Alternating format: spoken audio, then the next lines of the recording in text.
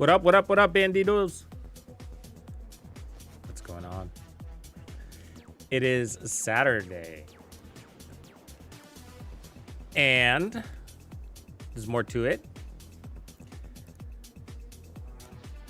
We have these changes that came through. Sorry, I'm messing with my audio.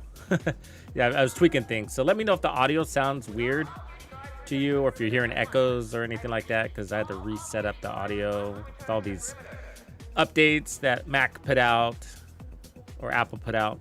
I had to go through and fix everything. It was weird. The usual routine. Anyways, I am kind of wanting to do something a little bit different tonight. We're going to be jumping in, of course, but you know they just put out that patch, and I kind of want to test through it. So it came sooner than I expected, but they made the changes to the modifiers. Mostly the hostile ones. There's still more changes we're expecting through the season, but for the most part, Requital's been changed, and then the Master of None has been changed, so you get Disorient. And so obviously I've played with these changes. What up, Parabella? Grumpy? Squatty? Pips? Sick? But I wanted to kind of test it from like the perspective of the average player, run an all red typical striker build, something very basic, something very standard, kind of, play firm cover, just kind of a standard, what we'd imagine a standard player would use, which is pretty much an all red striker, right? And see how the modifiers feel from that perspective. Because we know how to nullify, we know how to, a lot of us have figured out the modifiers, right? It's just, we kind of muscle through it and we're like, wow, okay, got it, right? Check. But the problem with the modifiers from the get-go was kind of a first impressions thing, right? You kind of slapped with this horrible feeling. And they've addressed all of this. I was actually impressed from their last live stream. They really acknowledged all the same issues that we brought up. And so, Pips, appreciate your sub. Thank you, brother. So I want to just kind of go through that, these changes and say, okay, if I was just turning on the modifiers for the first time, assuming I have all my modifiers, right? How does this feel? How are we going to get, stun locked? Am I going to feel strong or am I going to feel weak? Just kind of, what is this disorient going to feel like? What is the, you know what I mean? Because disorient's not good either. I hate disorient. It's like right there, just below the shock. I mean, they couldn't have thought of a worse one. You know what I mean? Like disrupt would have been nice. What's another one? Bleed would have been nice. But disorient is like right below shock. Shock is the shittiest one you could have for status effect, and then it's disorient. So that was sort of a bold move. They definitely were making a point, right? Which is, hey, these are going to be punishing. These are going to be punishing. Yeah, you can use the Lexington. The Lexington Kazi is just like Grumpy said. You sure can, but that's its magic power. Is its versatility. I mean, you could basically run it on anything. You could run it on a skill build, and part of it's because it's got a full set of mods. It's got the best burst DPS in the game for its class, and then and when it comes to sustained DPS, it's not horrible. So it's just a really well-balanced weapon. It's got good handling, a good-sized mag, so it's up there. And the Police M4, a couple of patches ago, a couple of seasons ago, was the same thing, except for the burst DPS part. You know what I mean? So the Police M4, there's a reason why it's the most popular, and it's not because it looks cool. And it's not the most popular anymore because of the St. Elmo. And that took over the Police M4's spot, really. But the Police M4 was like, I don't know. a good 50% of the community was using it. Something like that. It was crazy. And it's a good gun. And it's not the strongest gun. And everybody knew that, but we were still running it, including myself, because it just performs well in the user's hands. And the FAMAS, you know, the guardians of must run all meta everything, people will run the FAMAS, but you miss so many shots with that thing. It's just like, yeah, it's all, you know, it looks great on paper, but in gameplay, it's, if you pay attention to what's happening, it's not as great as it looks on paper.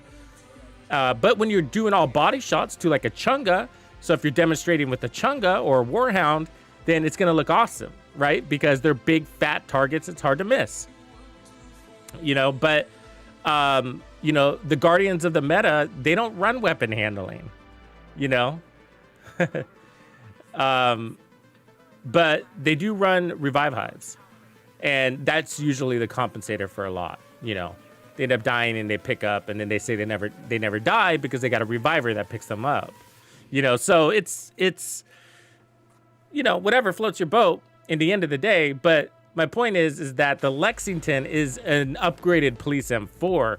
And so that's why it's just like, I have no doubt in my head that the Lexington is going to be and will be and stay the meta for a while unless they nerf it. So 13 months, Pips. Hardcore. Look at you, man. You're aging well, Pips. You're aging well. So yeah, it's crazy. It's a good gun. I like it. It feels good in your hands. You know, get those headshots in. So actually, we're probably going to run that, as a matter of fact. So let's just put together a striker build, and we'll run the Lexington, but we'll run it all red. So we're going to run an all red striker. We'll run the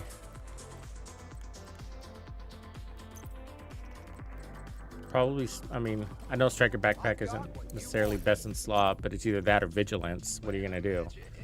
So we'll go vigilance. I mean, we'll go striker backpack, because at least you don't have to worry about it. And then on the chest, we'll run probably a Grupo if I have one. Cheska might work.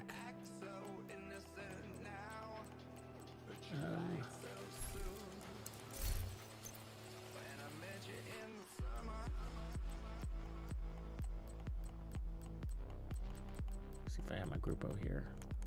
Apparently I don't. Apparently all I have is Palisades everywhere. Brazos, Habs, RK. Okay, well, I guess we're running Cheska then.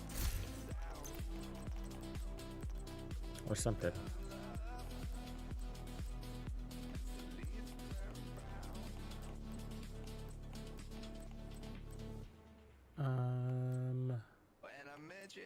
Those are bad Cheskas. This one might work. Okay, that one I'll hold. Let's see where we are crits wise. So 30, okay. So we'll fix that. Let's start with the mods. So we'll run some crit chance here. We'll run crit chance there. And then the crit chance there. That'll resolve most of it.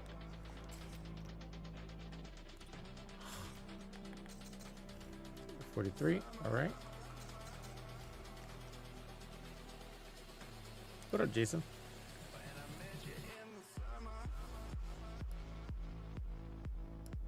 All right.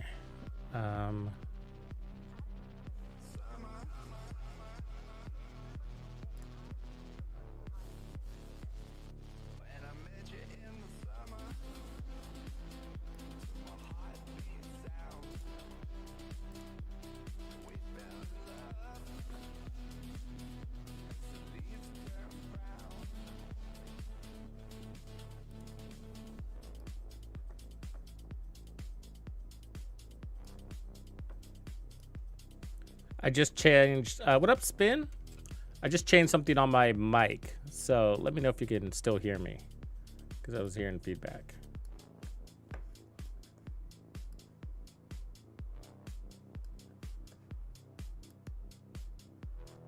Let's see here. I have a feeling you can't.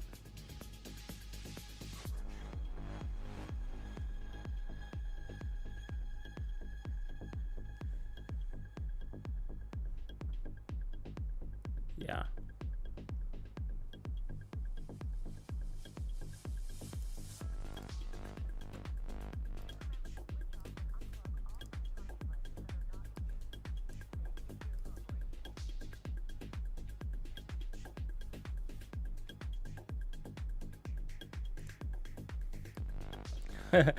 They fixed the grapple. You got the grapple fixed?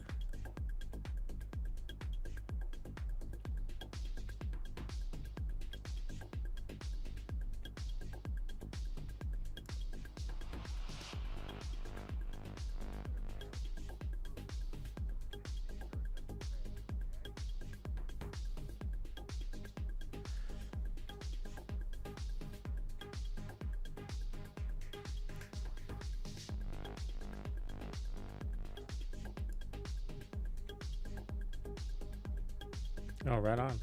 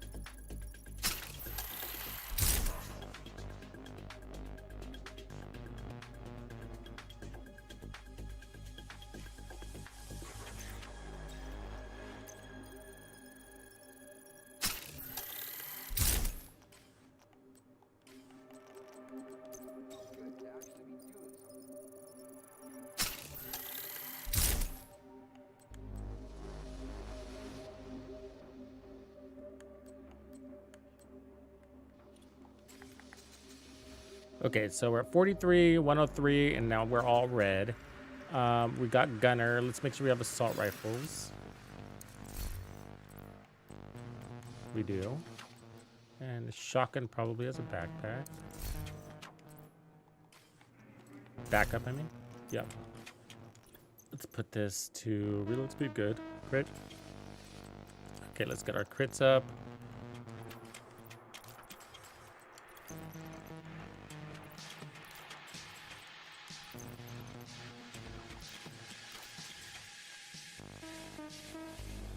And then for the talent, I'm going to run obliterate.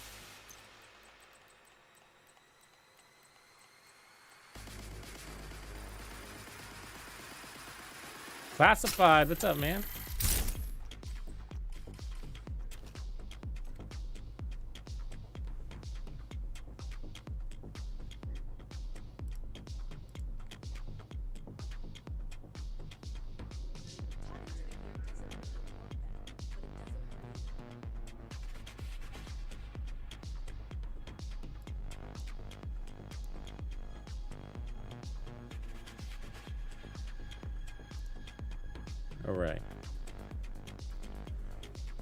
All right, modifiers now.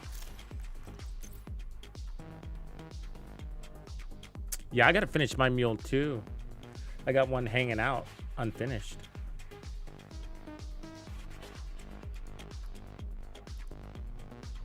Yeah. What a pain.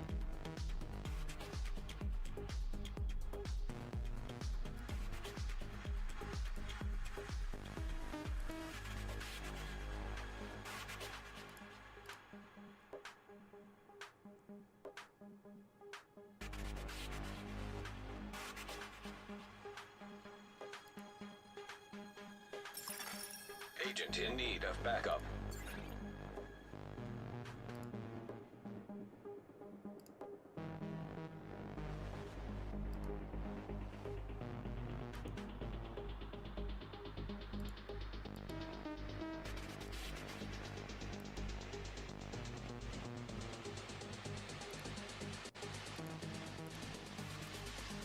All right. So, where are we here?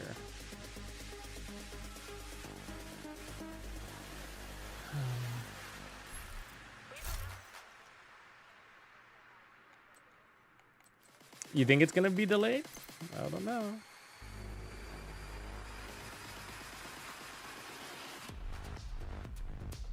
Hugo!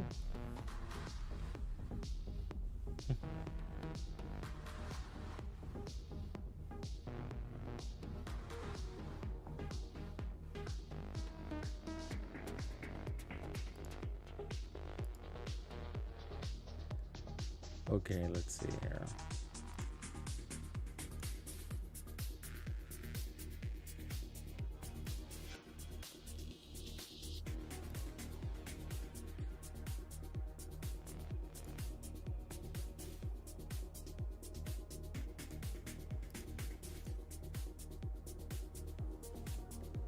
So I guess I'll just run all out, and then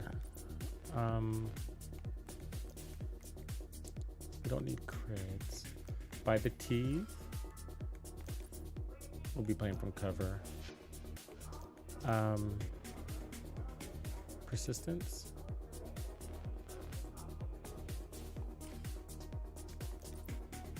And then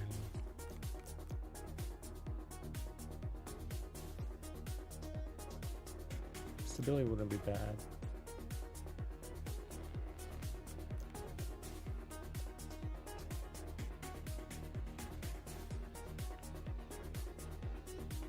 Actually, let's move this to bait and switch. And then this one we put to stability. All right. Just standard set, doesn't really matter. But I'm mostly adjusting for how we're going to play.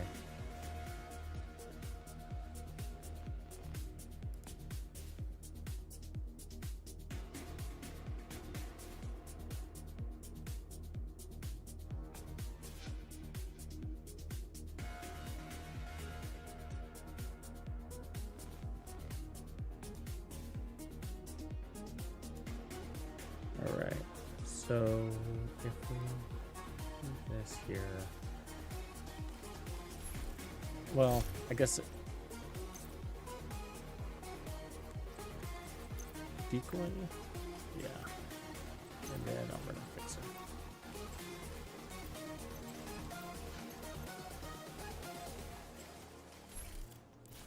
All right, let's go see how it does.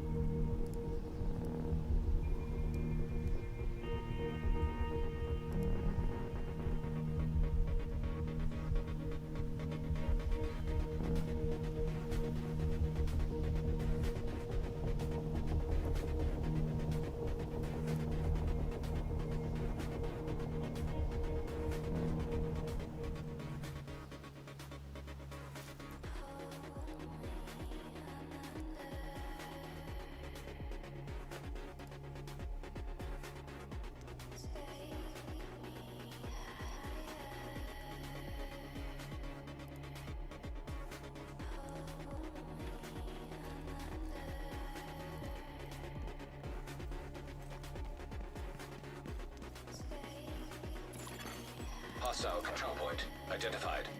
Well, we're gonna be strong. We know that much, huh? Yeah, I was wondering. People are saying it's a really good game, Path of Exile, huh? How many of you guys are playing it out there?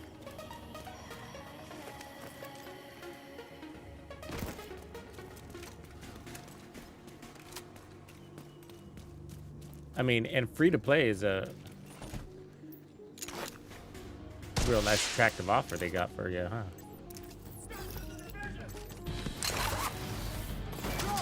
Reinforcements. Jesus. Doesn't even feel like heroic.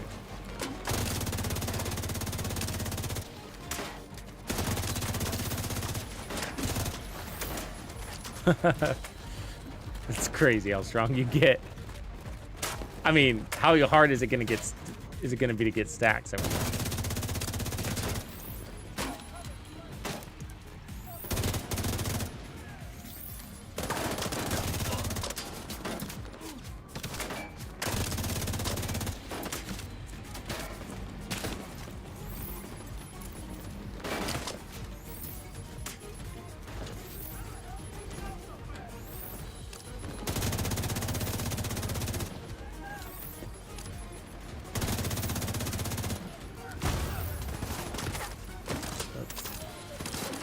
What talent do I have on my gun? I didn't check. Oh, you know what? I have the wrong one. Got to change that one. Damn. I guess we don't need a talent on our gun, huh?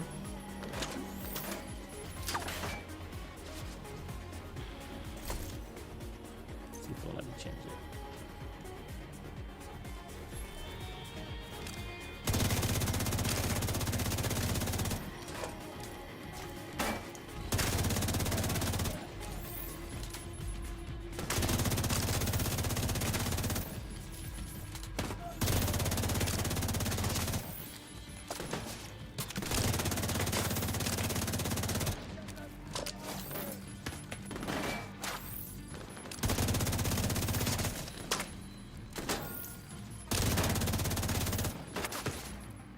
I mean, we're hitting at over 1 million. You seen that? And we don't even have fucking stacks. That's insane. And I don't have a weapon talent.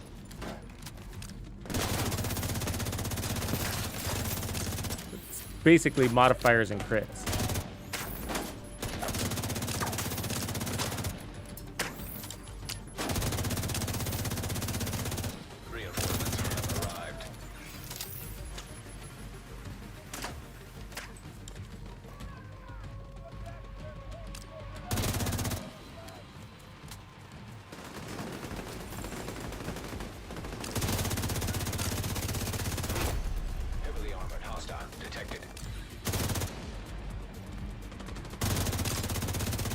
If you're just now joining us, what I'm doing is testing the most recent title update changes to the modifiers.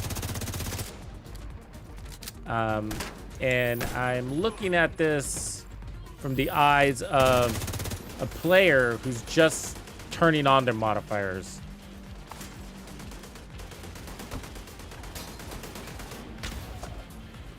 As a matter of fact, I might turn off my modifiers and just leave on the enemies.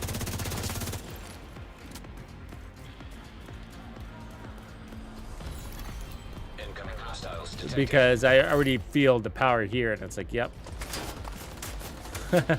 Feels good. But we know that, right? We know that. Obviously, if you're gonna run the modifiers, you're gonna run the modifiers. So, you know, we're doing it just to say that we did. You know, let's turn off our modifiers but keep the enemies on and see how that goes for those who are kind of at that stage of the journey. But the reality is like, it's sort of dumb to not run your modifiers, right? Like, that's the point. That's the point. Detecting additional hostile contacts. So there's Requital. Did you see that? I hardly took any damage. I mean, it took off like half a bar. Okay, there's the disorient. So you're dizzy, but you can still put out damage. Just not land any shots.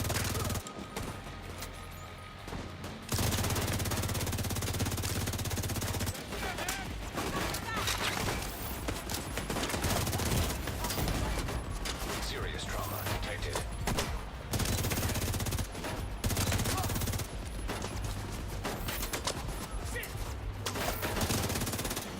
So the shock ammo, I mean the disorient ammo again.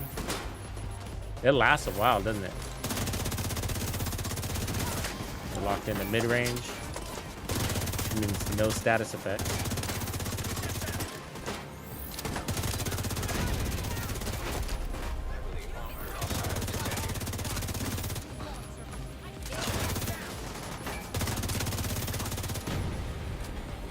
There's Requital. Let's lay in on Requital and see how much damage I take. So I'm locked in at mid-range, so I'm taking full Requital right there. Barely hurts you. It's like it's not even there. You see that? That was the boss with Requital. And I was locked in mid-range, which means every shot counted as Requital. Immediate medical assistance needed.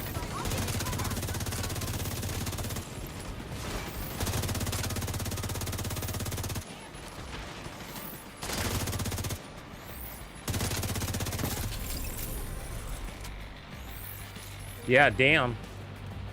I mean, we were hitting really high without all that. Without, well, we got some better stacks. That's good. But that's crazy. It's crazy, man. Supply room access unlocked. Yeah, at least you're not paralyzed, right? And it's not taking me out of cover, but I remember... It's kind of weird, right? I got to play around with it more, but like... Disorient can prevent you from getting in cover. If I remember right. You know, you get hit with Disorient and you try to get in cover and it won't let you attach to things. Or it won't let you volley, it won't let you climb. So that can be annoying. It can, you know, get you in some trouble. So let's see if that happens. Let's fix some things though. So what I'm gonna do is we'll run Killer, and now we're gonna get way stronger. And then what I'm gonna do is I'm actually gonna take off my modifiers. And so we're gonna be experiencing this. Hey, I'm a new player. I haven't gotten shit yet. So like day one, I just turn on my modifiers. What does this feel like? You know, so that we can say we did. So we still get damage though, right? Because we have the global modifier. And so it's gonna be at variable ranges. But still at least 120 amp. Does a body good.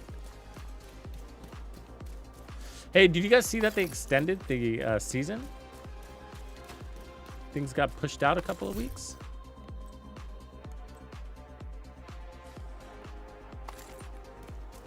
Yeah, the shock was, yeah. It pissed me off a few times, you know. It's sort of, I mean, it had its moment thing, you know. But it's nice having the option to not have to run hazard protection. Even if I end up running hazard protection in the end anyways, you know what I mean? From that middle range. So there's middle range right there, just laying in on it. See that? Full stacks. So we're taking damage.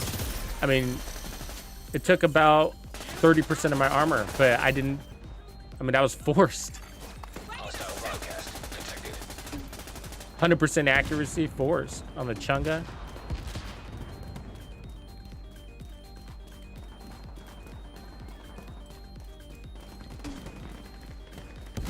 Yeah, are you guys buffering? Yeah, the stream speed is jumping all over the place.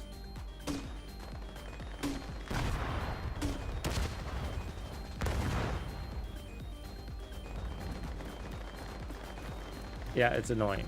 Me too. But I don't know what to do about it.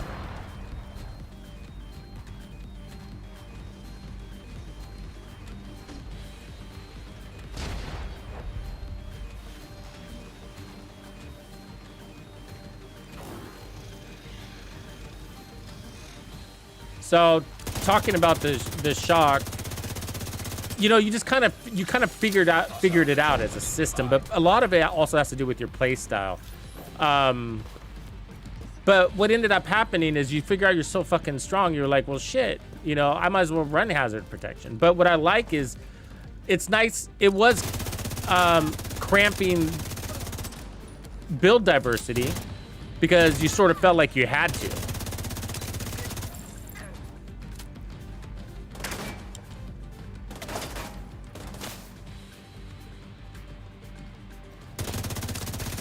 Yeah, it's probably jumping. It's just jumping. It's not even like YouTube or my internet. It's fucking OBS, man. It's been doing this the last week, ever since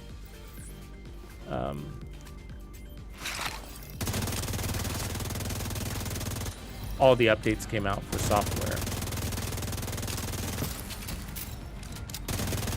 This has happened before. And it's annoying because I never really feel like I figure it out, you know? And I make all these fucking changes and I research online and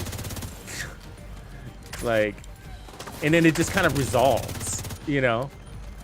And so I think it's something on OBS's side, you know, server connections and whatever ports and whatnot. So there's that ammo with shotgun right there. But yeah, we can still kill at range.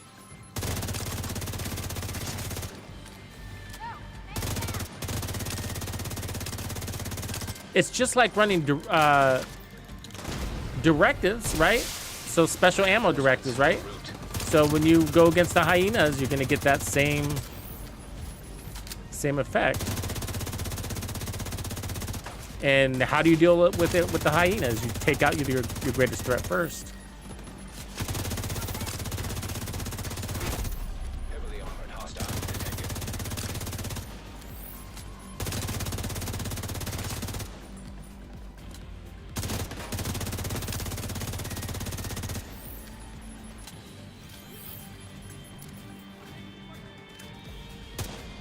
I mean, we're hardly even getting any stacks. And that's what makes me in the end get like, I'm exposed here. Serious trauma. that hurt. Agent down.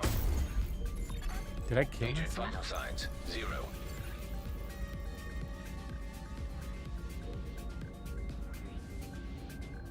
What up, Ward? It's all over the place, man. It's all over the place. It depends on who you ask, you know. But it's been in a rough place up until now. But the problem is like, now is now. That's the problem.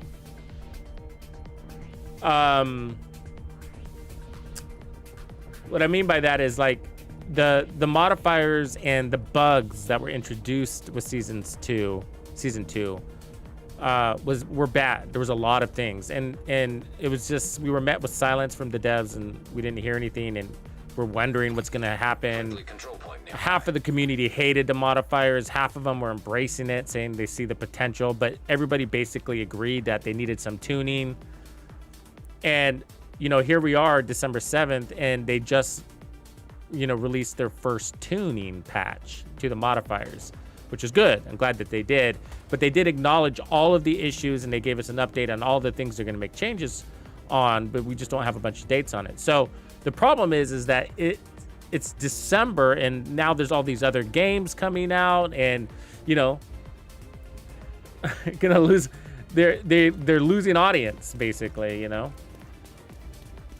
But as far as the modifiers go, like my opinion is, you know, I'm really enjoying the modifiers. I genuinely am.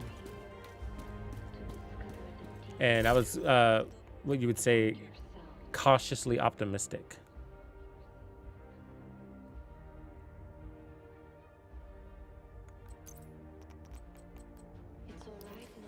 What did I need to change from here? There was something I needed to change.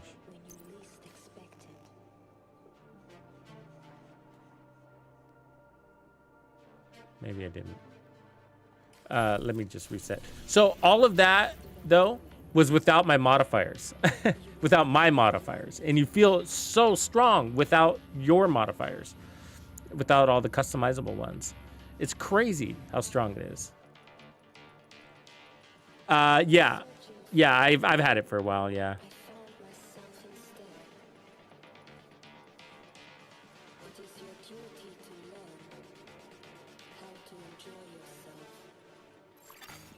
Hostile control point detected. I've thought about making a big mag gun. And so sorry for sounding scatterbrained, because I'm monitoring the stream, and I'm trying to pay attention to what's going on in the game and read your chats all the time at the same time. What up, Uncle Kev? So, but going back to a few questions ago, when we were talking about the shock, is that one of the things with the shock is that you know, you could figure your way around it by running, because you realize you were so strong, you can be immune to this shock in all hazards and still feel stronger than you are without modifiers. And then we started pushing that to its limits, and I got to the stage where I couldn't make my builds any tankier or nerf them anymore. I couldn't pull off any more power, and I was still critting at crazy high numbers, right? I mean, it's insane. So here I am running basically 2 million in armor, 100% immune, and just slaying shit. And asking myself, how can you hate modifiers? You know, like, how can you? You know, when you can do that. But the downside was on the opposite. So as that relates to the shock, because it was overtuned, you felt like you had to have the hazard. You had to counter that. So now that they tuned that down, you know, hazard isn't more of an option now to enjoy the modifiers. So you can, you know, add full weapon handling instead. Obviously, all damage is just sort of why. You know what I mean? I mean, I can't even get enough stacks on my striker. It's crazy, you know? And that was without my power-ups. And so now we're about to put on power-ups. I'm going to put these on back because I just needed to know what that first impression was, and I felt fucking powerful. So now we're going to put them on. So we go buy the teeth, and then we're going to put on bait and switch so we can get some hazard protection. Just a little bit here and there. It'll be random. And then stability for medium range targets. And there we go. We're going to be playing from cover. And let's see how it goes now.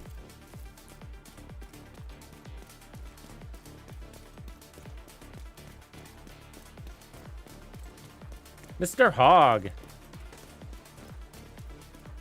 Yeah, I do prefer Striker over Umbra. Are you asking if I prefer Striker over Umbra or a Striker-Umbra combo? Because that exists too. But I do prefer Striker over Umbra. And it's crazy. Okay, so let's activate. So right off the cuff, we're hitting over 1 million. Without stacks. 1.8 million. And we have no stacks. You know what I mean? So like, Striker, almost 2 million right there. So it's just...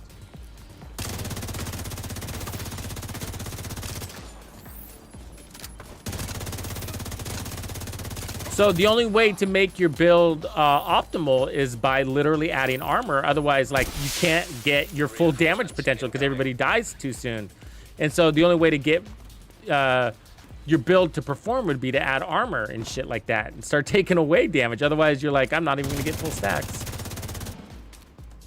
But it's good, you know. There's options.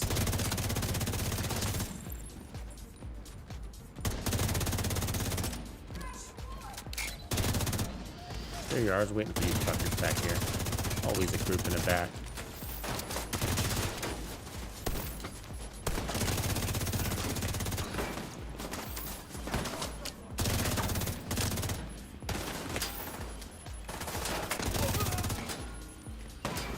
Man, they just don't fucking have a chance. I like it.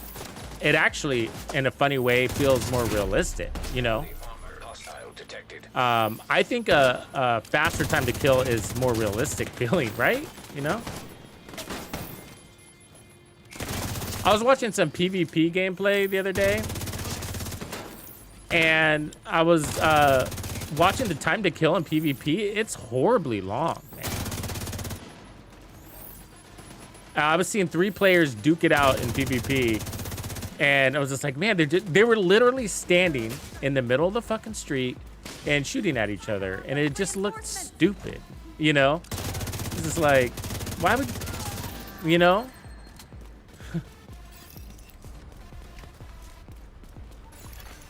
Just, you get it? You know what I mean? You're just 3 guys standing in the middle of the street, straight shooting it, duking it out, you know?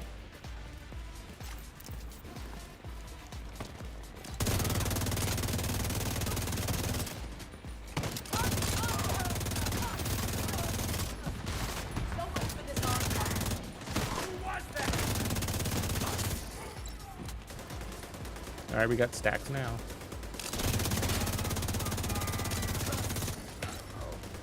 Here's that ammo.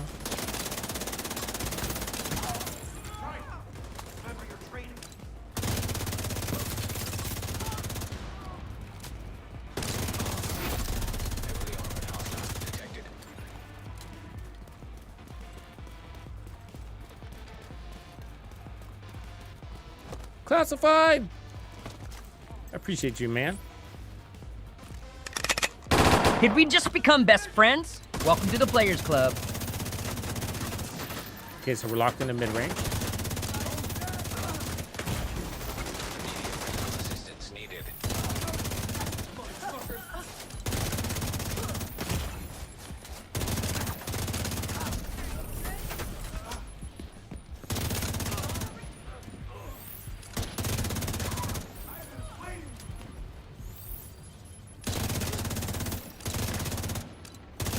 So we just killed 2 targets with requital. Supply room access unlocked. Detecting additional hostile contacts. I mean, they just don't have a chance. I don't know, man. I know we're all got different ways of looking at things. Appreciate you, Classified, man. You rock. Hey, by the way, be sure to check out the playlist on my channel, my YouTube channel, the members playlist. You can get access to those gamer music playlists. About to start working on a new one too. But I know we all have different opinions and, you know, different folks, different strokes, but I just don't know how you can't like that. You know what I mean? Like, it's just crazy strong.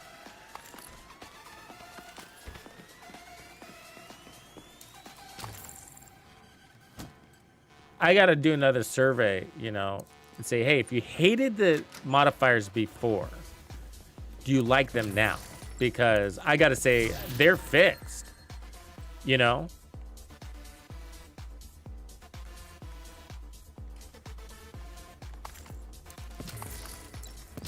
Okay, so now we're going to tune the build. Okay, so that was just a standard all red build. I wasn't even using the fucking scabbard holster. What about that? It is all ego approved. It's all ego. It's all ego on the fucking internet too. It's annoying. I agree with that. I mean, if we didn't even use the holster, right?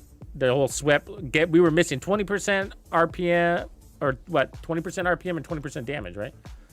Yeah. So it's just, we could have been slaying even more. I love the scabbard too.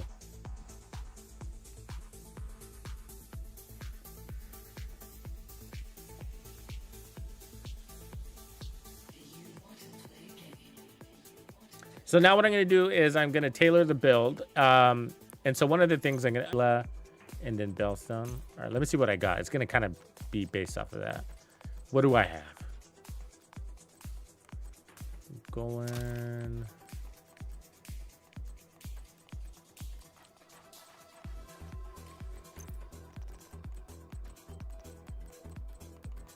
Okay, Murakami is what we're looking for.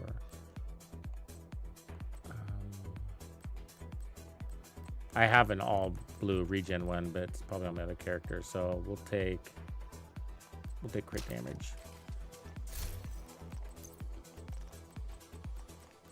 We'll run something to help us give us crit chance here. Okay, so there's the Murakami. So there's one Gila. What do we need? 2 Golans. Yeah, so the Murakamis don't really work. And it kind of sucks to not run the Memento when you're running a regen build, with that one giving you 3%, which is stronger than a 3-piece Gila. The Memento on a regen build feels like it's best in slot, don't you guys think? Because it gives you 3% regen and bonus armor. What are you guys' thoughts about that?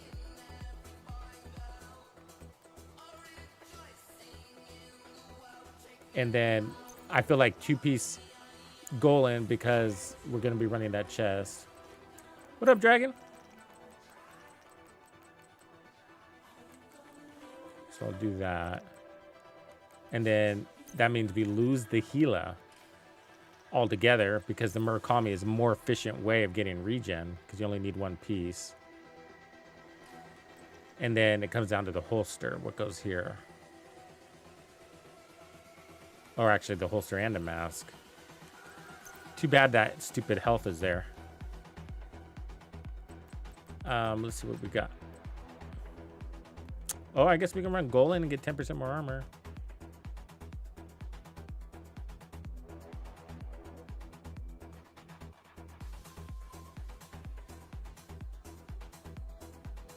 Yeah, you think the Memento too, huh? I mean, we can run one piece of Golan and one piece of Uzina to push our armor up.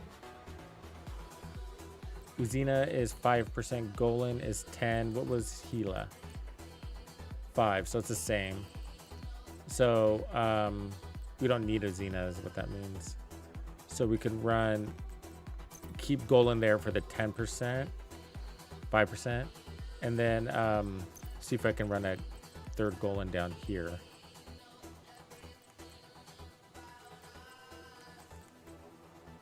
Well, you know what? Maybe we end up being better off with this instead of the Murakami. Because at least with this one, we get the regen and then we get the slot opened up in the secondary attribute area where the Murakami eats that slot with the regen down there and then gives you duration, which we don't need. So maybe we are better off with the Gila, because then we get the benefit of the chill out mask. Yeah, so let's run three Gila, and we end up with more regen. Well, sorry, I'm going back and forth. Hold that thought, because we could run. I forgot about the Bellstone. Forgot about the Bellstone. Yeah. Let's see if I get a better Bellstone, something with like Hasbro.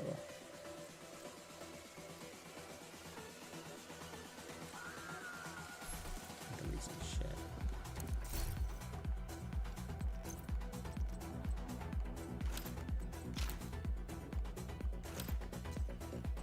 Okay, so Bellstone, hazard protection. Well, let's do it down in the hair if I can.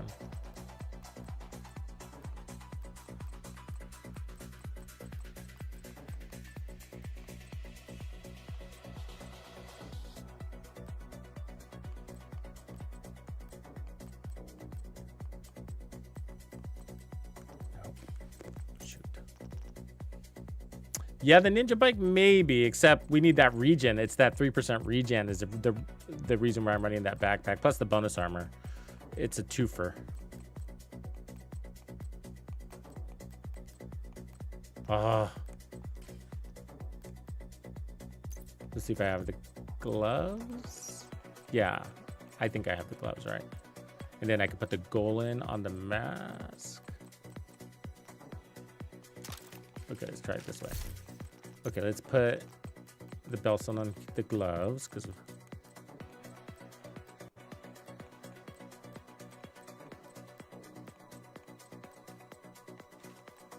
there's one. Perfect. It's got Hasbro.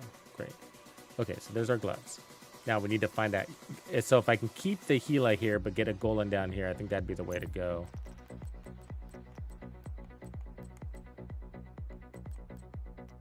And of course, I don't have that option. I mean, I can craft a Golan.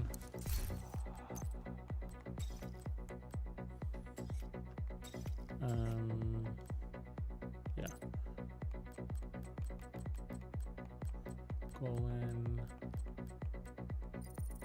Give me the shittiest Golan you got. That's what I'm looking for. All blue, baby. There it is. It's actually perfect. It's all of the stats I wanted. Yeah, I mean, I'm literally asking for the shittiest pieces that it'd give me, right? So there we go. So we got 1.5% regen there, 1% there. So we're at 2.5, 3.5 plus 3. So it's 6.5%. And then we're going to put protection from elites everywhere. Yeah.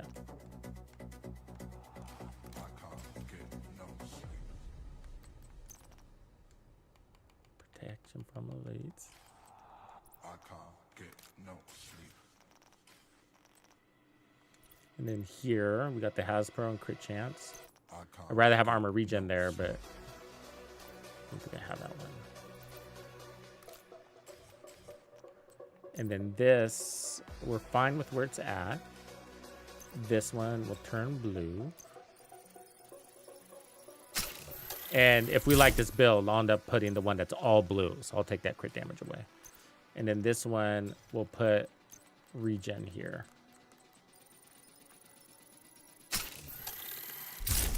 And then finally, protection from elites.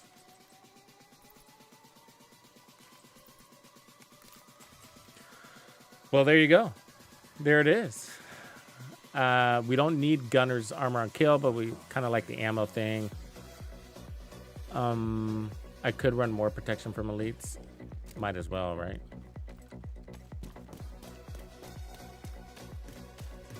Yeah, you know, the trick to it, classified, is just to not look for them. That's the thing. You know what I mean? I've never really hunted for mods. And when I do, it's a very disappointing experience. All my mods, I was never looking for mods. Eventually, you just get more 100% mods than you can deal with. You know what I mean? Firewall wouldn't be bad here either. But let's not take damage options for now. Let's take active survivalist for the protection from elites. And then shotguns and assault rifles. Let's stick with the Lexington. And then we're going to go for the shield because we got so much armor. Might as well.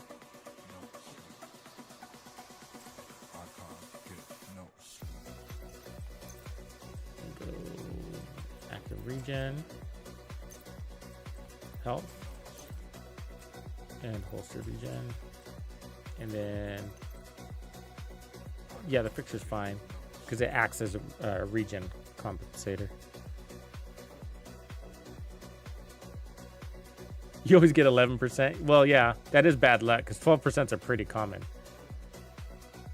Countdown would be the way. Yeah. You know, unfortunately, I've just never needed to farm mods. So I haven't really tested the waters too much to see if I'm satisfied with it being the way. But I've heard a lot of people have had success there. I guess is the best way to put it. As a matter of fact, a lot of people, when the optimization station was released, no, not optimization, the other one, expertise system was released, people would go in there and farm mods, not for 13%, but they would farm them so that they got the materials from when you crush it, the printer filament, so that they could level up their expertise because it's a more efficient way of doing it. So in the process, you're going to get a shitload of god rolls throughout that process, but it ends up being like, I mean, that's a really good farm, you know. Like if you're into farming things, that's like a smart thing to just work into your schedule. So we could go into short range here.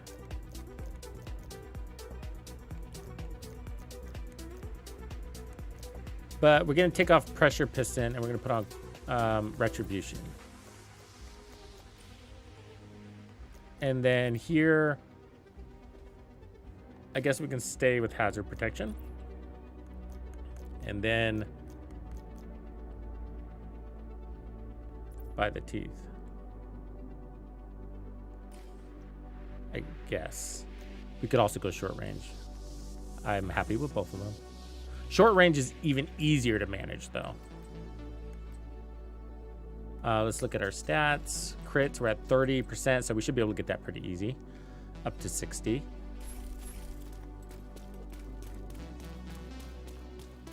Yeah, I used Strega right away when I got it. I felt like it was just all right, you know? Sometimes you kind of feel weak because it doesn't actually have a damage talent on it. And then sometimes you feel strong when you have those enemies with stacks, but the reality is that the modifiers make any damage talent on any weapon kind of muted.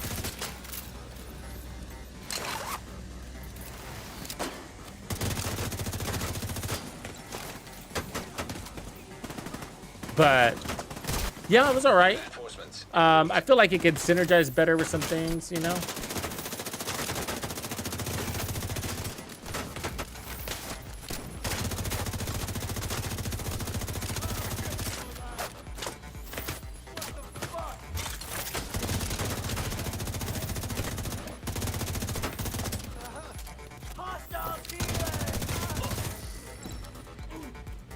I forgot to look at my hazard protection, but I felt like we could use a little bit more. Just getting tagged by that one dude.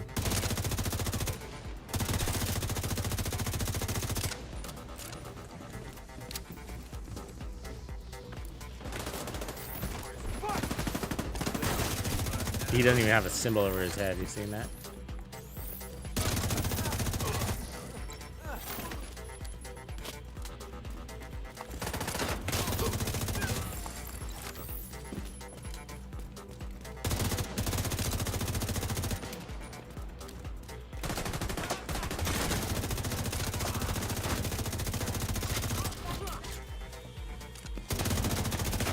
Yeah, I feel like my time to kill is crazy slow right now.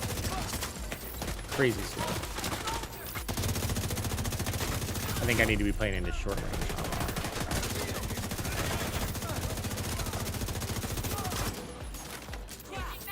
Got you covered! We've got hostiles on our way.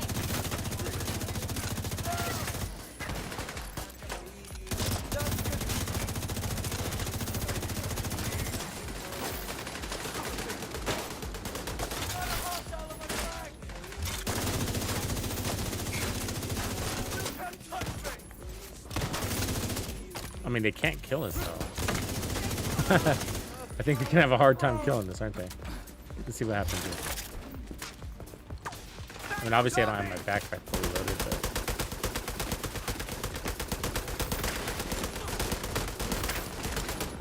I mean, look at that shit. Look at us regen.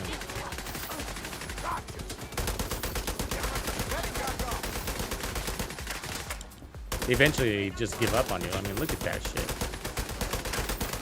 And that's the boss right there. This never reload shit.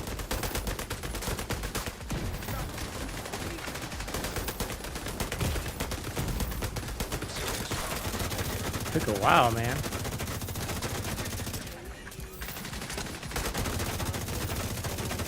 But I don't like the time to kill, obviously, so we're gonna fix that. But I got away. Okay, so let's tune it now. I don't want to waste time.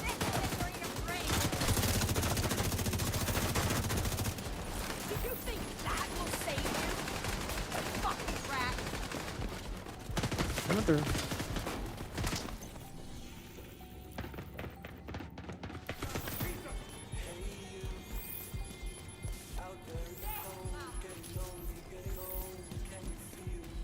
Yeah, I mean, you're a true tank, no doubt, but you'd want better time to kill than that. So there's a couple of easy fixes. I think the first one is just to play into the short range and then pick up those 30% boosts.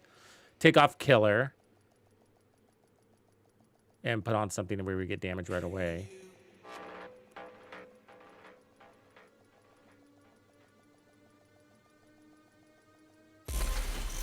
Hostile control point nearby.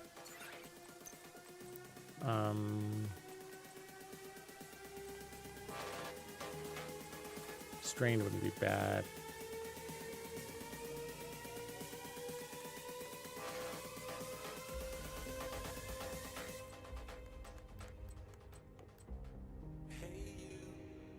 Because our time to, I mean, our speed isn't super high.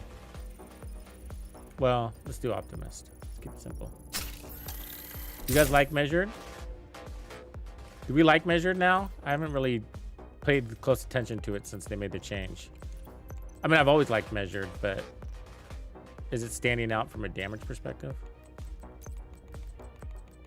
I know it's better than it was before, just by reading it. But all right, I'm down to try it. All right, so there's that. And then I want to look at our Hasbro before I forget. So we're at 50% hazard protection, 62% protection from elites. All right. And then here, Good, good. So we need to play into our short range modifiers. So instead of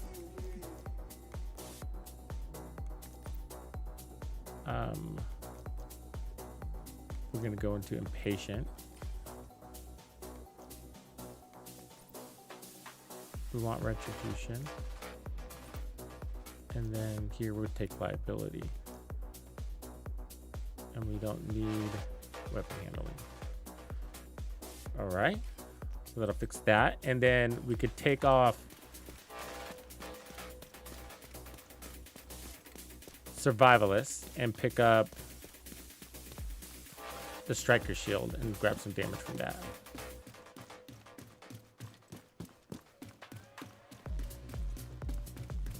I really enjoyed a fast hands for a while too. I was into that for a while.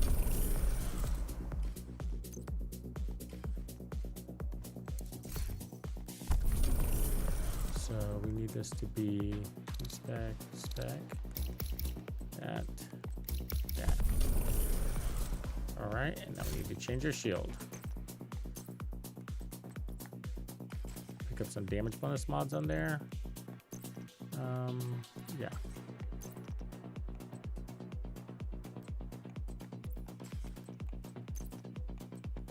There we go. All right. Let's see if that was enough.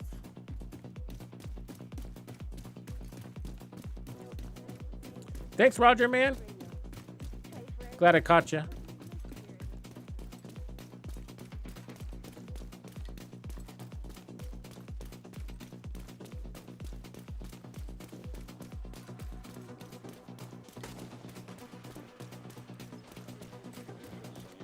That move. Welcome. All right, wish me luck. Yeah, sorry if the stream quality is still crappy, guys. Sorry about that.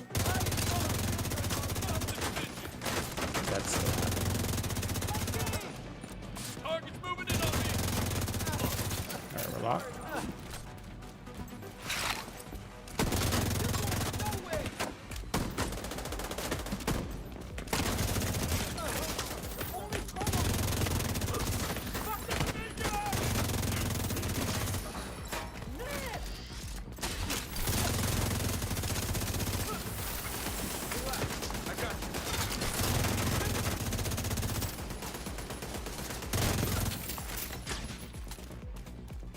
Oh, got to hit our flare.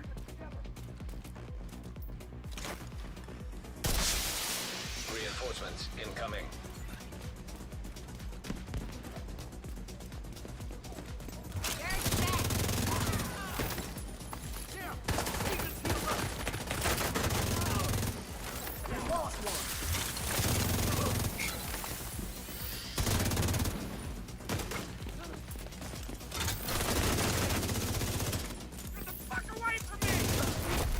Heavily armored hostile detected.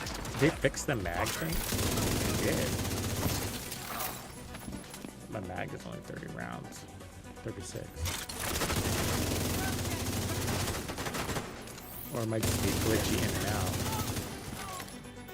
out. Because lately, it wasn't cutting my mag in half like it was supposed to. Incoming backup request. Got fucking serious shit on her, doesn't she? Fiddle. Takes away 60% of your damage, man. That's if you're shooting it at range.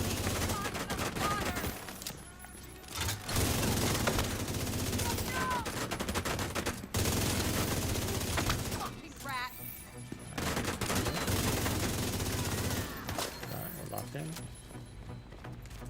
God, she was tanky. Alright, let's do this.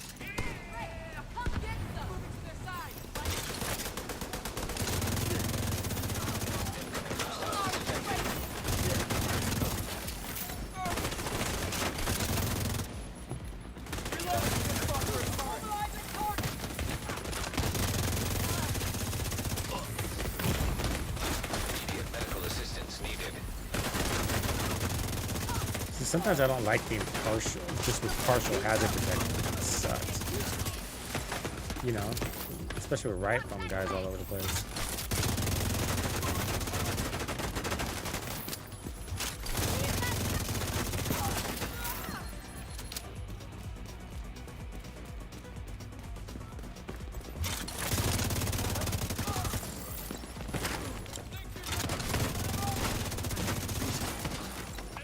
still critting at almost 1 million. Isn't it?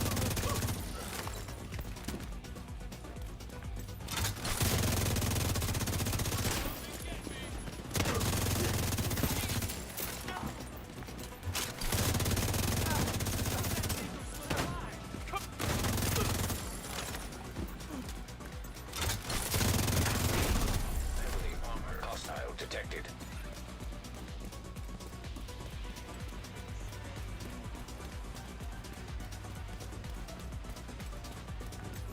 Get behind it!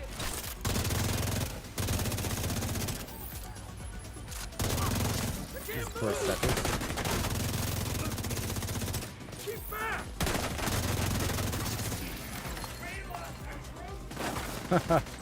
I mean, if you like being a tank, there you go. It feels stronger than Foundry, though. So Foundry's strong, but it just feels stronger. I don't know why.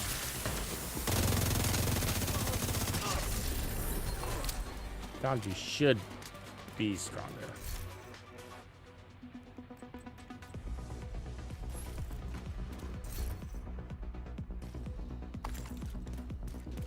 Foundry can be hard to gauge. Supply room access unlocked.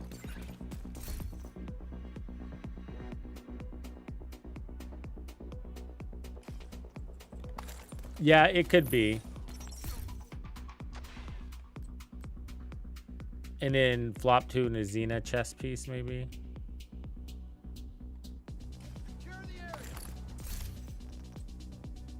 I mean, you'd probably be better off with an SMG too, especially because of the range we're playing in. You can get a faster reload.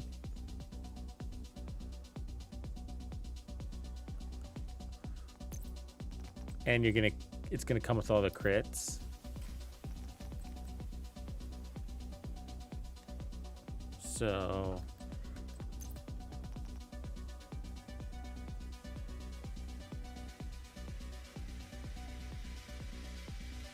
put some busy bee in a mix. That's not a bad idea.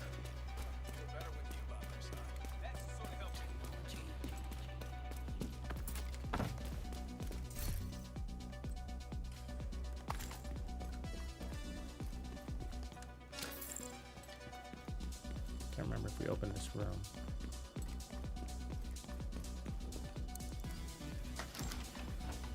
We did. Okay. Let me see if I have my busy bee on.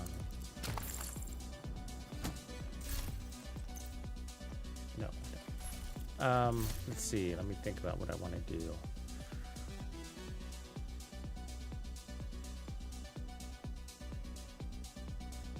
If we run technician, we can run the artificer to heal our shield. And then get the laser pointer. And then we could run spotter on our chest. But then we'd lose the two-piece Golan. But we could still maintain the two-piece Golan. And then you lose the chill out. But protection from elites is kind of a big deal here. Oh, right on, Chris. Good to see you back too, right? I think you swung by the other day, didn't you? Last weekend. I'm loving it, dude. How are you feeling about it? Have you put any hours in, Chris? Into the first in TFD since the patch, season 2. So the void of the void vessel's just the tip of the iceberg, right? That's like they're sort of testing that to see how well it performs, and then they're going to expand that into the game, that concept into the game. I mean, it's definitely not a perfect season, but oh man, it just every drop they make is just strides in the right direction. The hard mode spec ops are actually hard, which is good.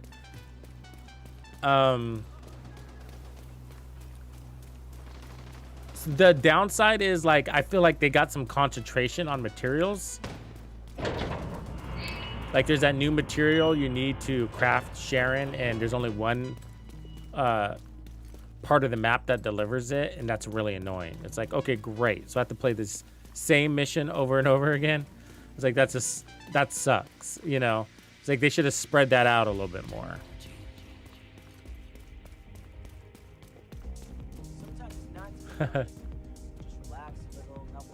Yeah, after farming Keenan and Doggo. And you have to keep going in there. You do have to go back to level the Doggo. All of the genetic and special storage boxes are to help him grow. But the materials that they're giving you, it's actually worth it, right? Because you're also farming catalysts at the same time, the materials you need for catalysts, you know. And I know you got 100 or whatever, but it's still one of the best farms in the game, just flat out. I mean, you by that one mission, you're simultaneously farming multiple things. I mean, the gold is pretty serious that comes out of there, right? I mean, you get some serious gold out of that. And other things at the end, you know? But once you have Keelan and once you have the dog, then you're going back in there mostly for the dog genetic material. But what about what are we going to do at the end with the boss fights? Well, one of those crates has like a 73% chance to give you gold. Like 73% chance. One of those data vaults. So there's that, you know. But it'd be cool if there's something else too, I think. Yeah, that's right. The bosses drop them, right? Good call. The bosses drop them, yeah. The targeted Vulgus.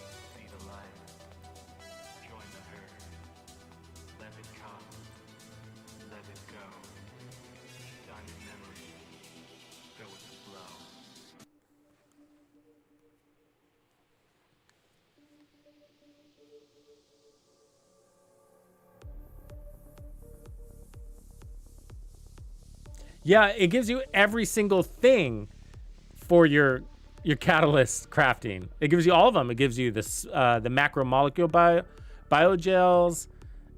It gives you the murky things or whatever you call those, spirals or whatever.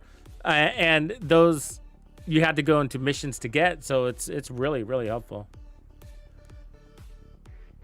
Yeah, no, I really enjoy the dog. I've been asking for one in this game too. It's nice having him grab shit. I mean, he's not perfect. There's some improvements I think that can be made, but it's a good start.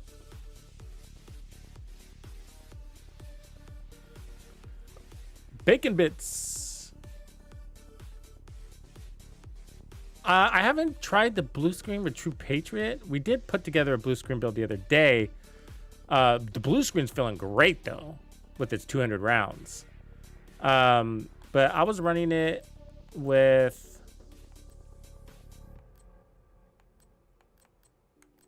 ongoing directive with status effects everywhere. True Patriot. Oh, that's right. That's the build I got to put out for you. The True Patriot build is what I made for Strega. So I paired up Strega with True Patriot.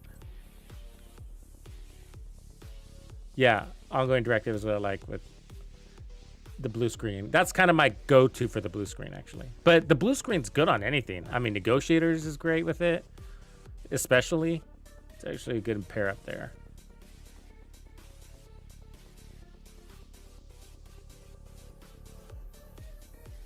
Yeah, this build is hazard and regen. Yeah.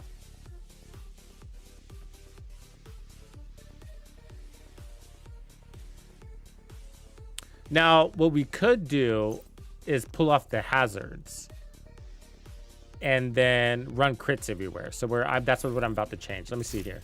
So I'm going to power it up without losing much regen at all. But what we're going to lose is some hazard. And I don't feel like the hazard was doing much for me anyways. You know what I mean? Because with a lot of these types of hazards, like Riot Foam, it's just like, man, you're still sticking me. You know what I mean? Like, get me out of this. So what I'm going to do is crit damage up here.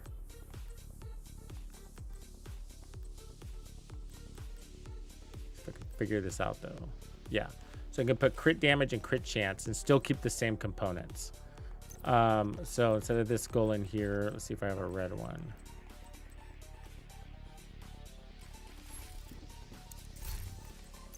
Because, I mean, we were hitting 800, 900,000 critting on the head, I think. But, you know, I think we can do better than that. I think we want to do better than that. So let's see if we can. We're just going to balance it out. There we go.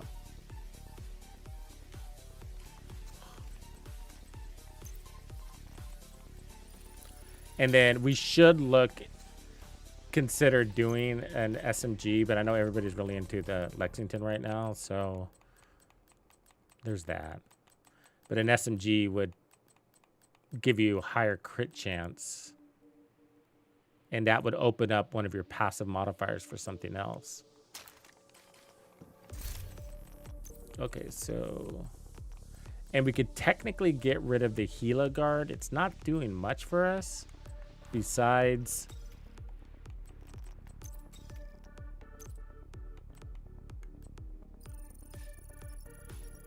giving us an extra protection from elites mod. So let's see, what would we do here instead?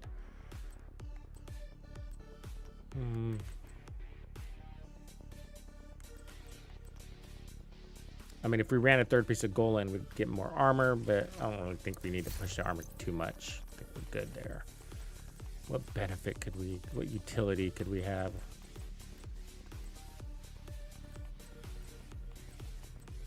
There's really nothing else, is there?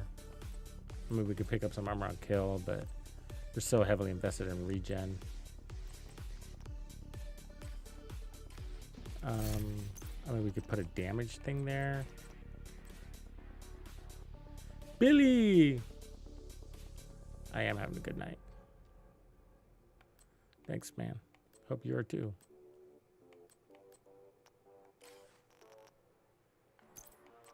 Yeah, I don't really have a ton of other options here. Maybe I just put on a crit damage version of the chill out and see if I have that.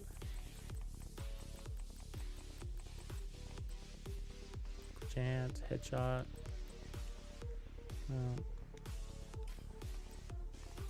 How am I always full?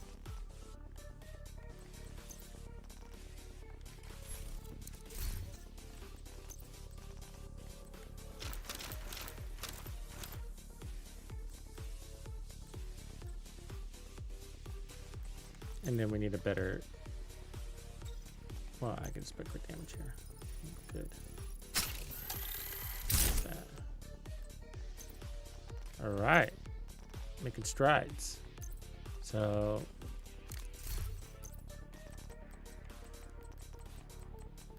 I'll just run the crit chance one, I guess.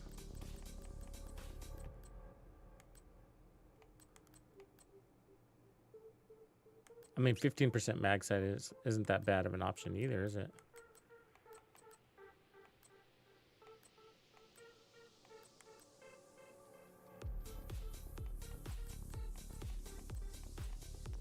I mean, if I ran Uzina instead, we don't really need crit chance though, because I'm going to be leaning into the thing. So that's what sucks about this crit chance here.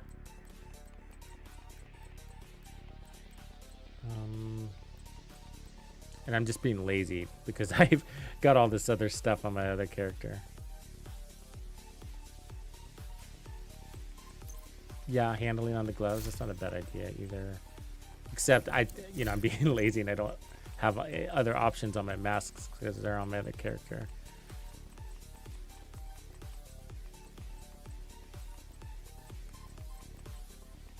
Yeah, that's all I have is Palisades and y'all. Y'all wouldn't be horrible, but we could just keep it. Okay.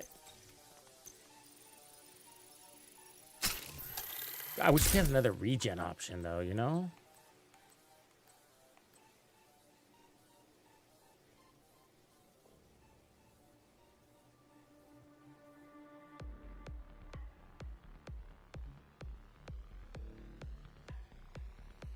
But Gila probably is the best in slot on that mask for something like this. I would just put crit damage there instead of Hasbro.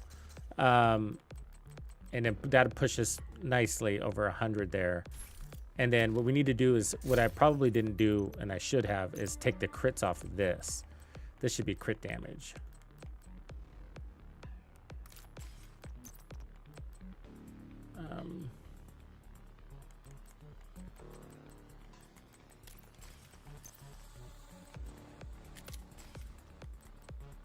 There we go.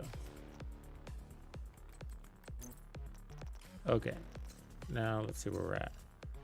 26. Okay, that's a good spot. 26, 120. Because we're going to pick up the rest from this dealio here. So short range, medium range. All right. Well, let's see if that pushes us to where we need to be.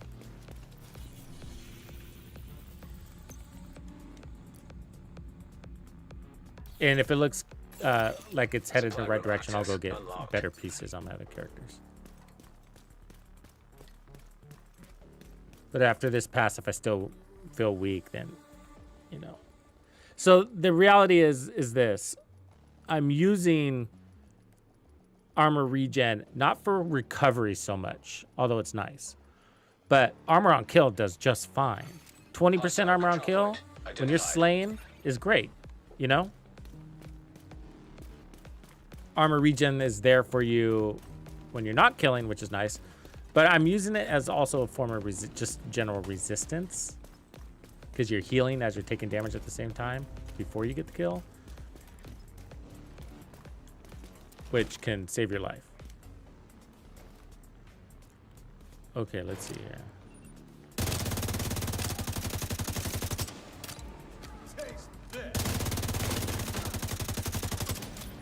Crits, buddy. I'm gonna need a medic over here. Let's see you run.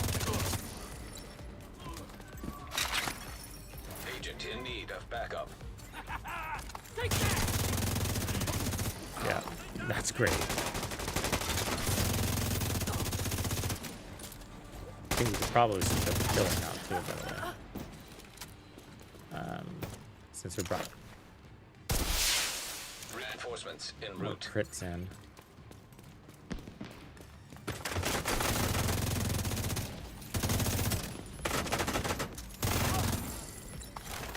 Alright, we're locked in.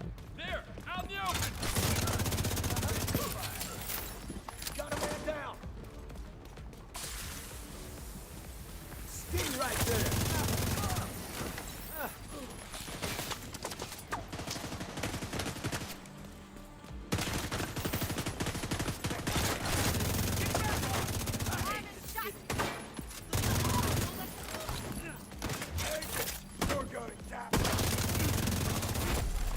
We could rethink. I mean, I'm running Golan, so it makes it a challenge. But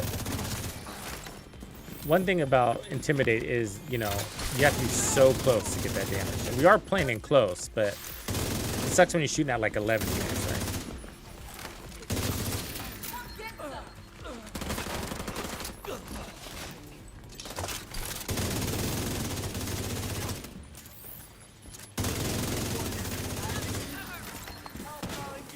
Just love the rifle, man.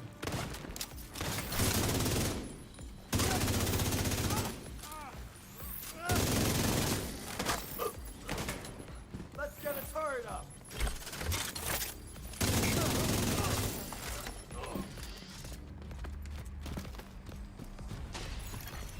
Detecting additional hostile contacts. Miss.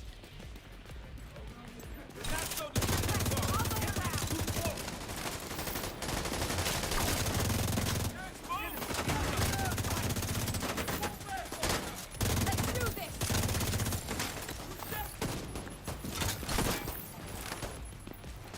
Wait!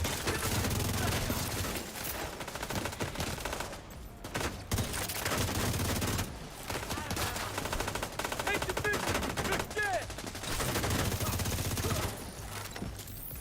Shield glitched. Think we're helpless, huh? 825. See if we can push over 1 million. Like a big round number. There it is. Back off! 1.2 with only one target in front of me.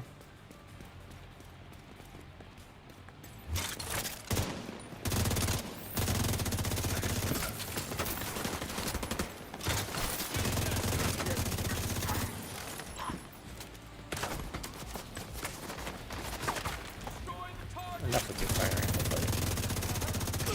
Let's not fuck.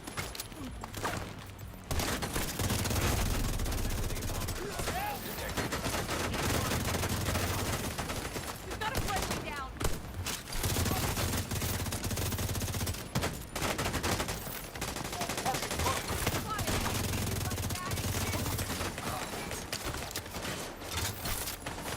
Survivability's still there.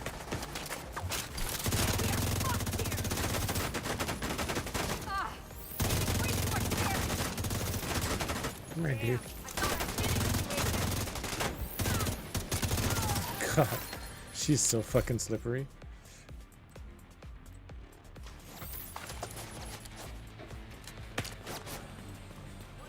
Feels pretty good. So I think we polished it off.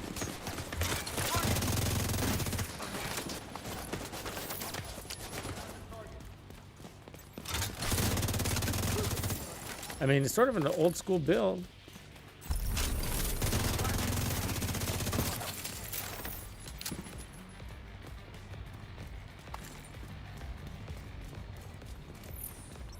For those that like to tinker. Supply room access unlocked. Am I missing a mod from? Is there a better option? 10% or 15? Oh, good call.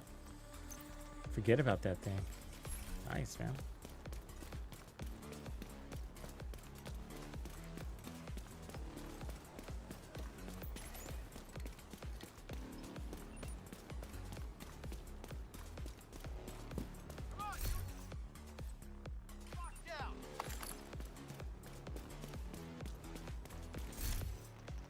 All right, so what do we need?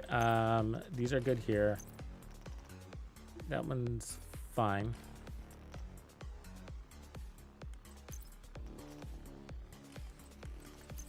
Crit damage mask.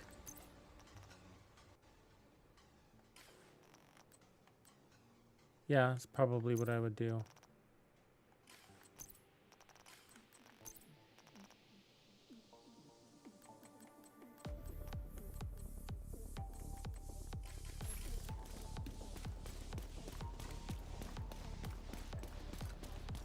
I don't know if it's worth going to my other character to get it though.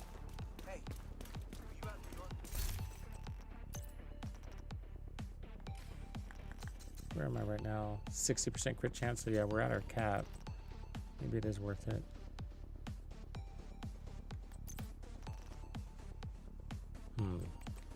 Maybe I run Bellstone. Where'd that one go?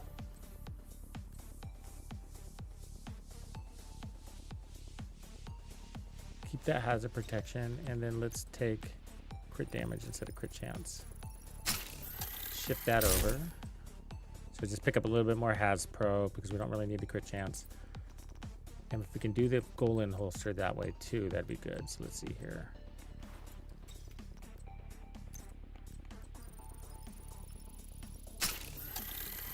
All right, good. Kept a crit damage and added crit damage and dropped the regen for Has Pro.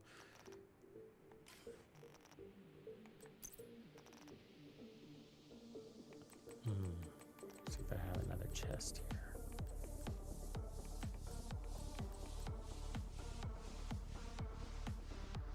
Yeah, we'll take headshot and crit damage.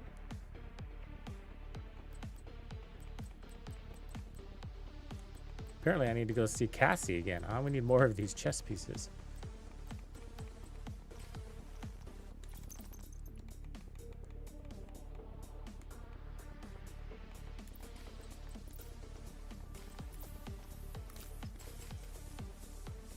All right.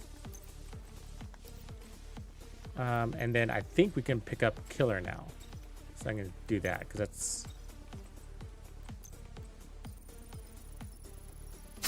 What up, Miker?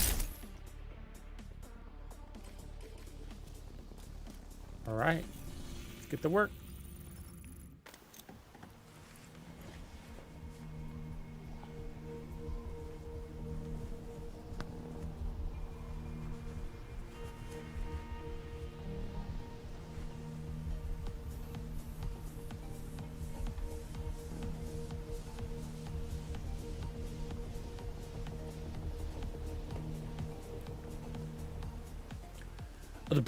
The blue screen is good on anything, really, man. It's sort of a DPS. Talking to you there, Grady. It's sort of a DPS support weapon. So, you know, although it has status effects, it's really good team support. So, like, True Patriot would be good. Ongoing Directive would be good. And Negotiators is really good with it, actually, too. Umbra Initiative would be good with it. Striker would be good with it. I mean, just anything. Literally. It's good. But not like Eclipse Protocol. You're better off with other stuff. Okay, what are we playing in? Short range here? Is that right?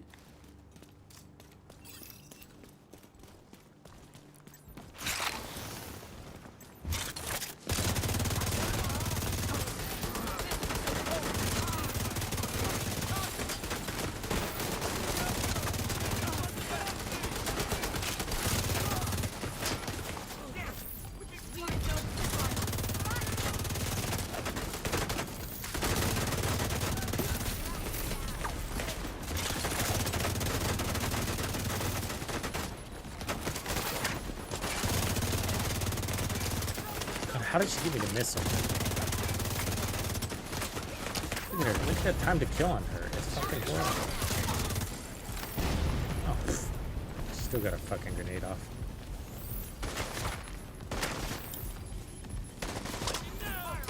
Look at our heals. Look at that shit. Look at that shit.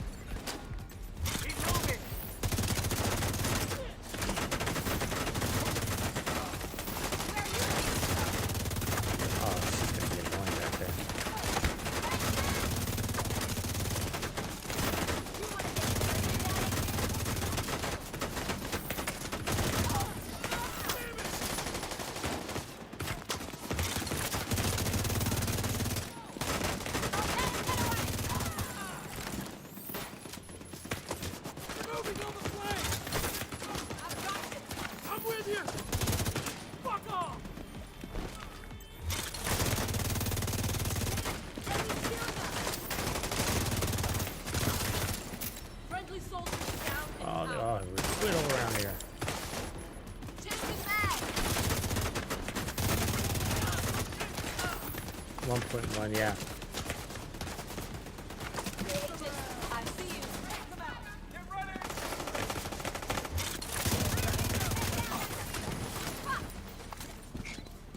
Quite a bit different when you have Intimidate. Quite a bit different, bro.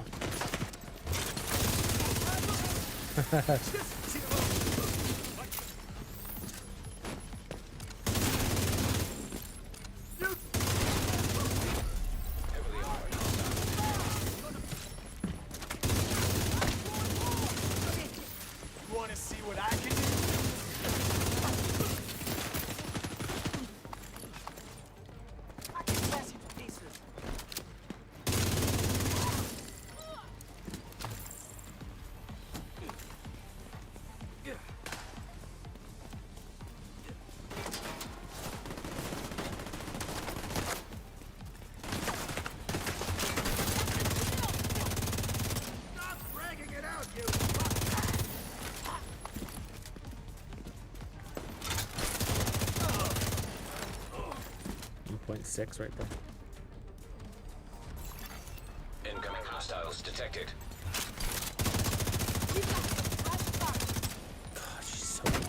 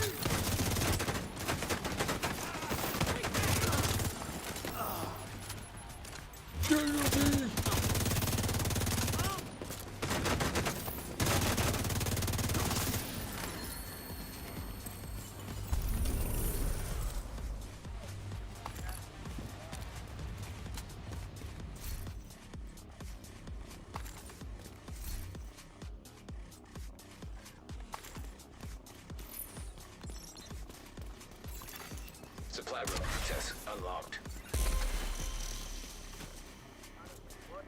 Yeah, let me see.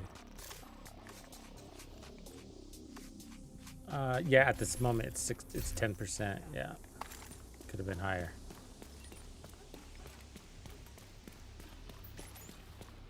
Hope this weather doesn't get too bad on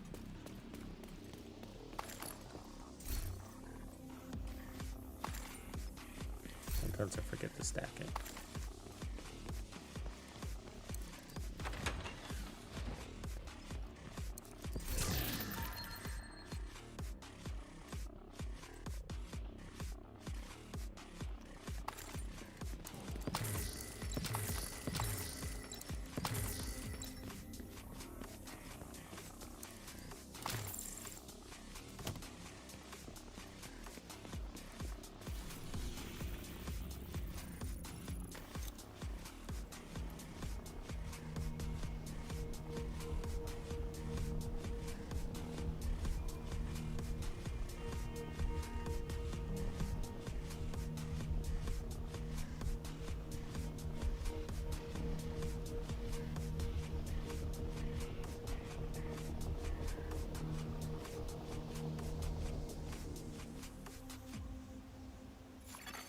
Hostile control point detected.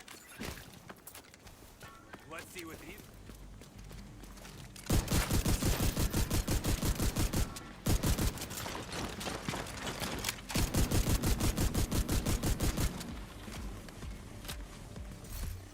All right, the harvest. Needed that. Don't be scared. Come and get it.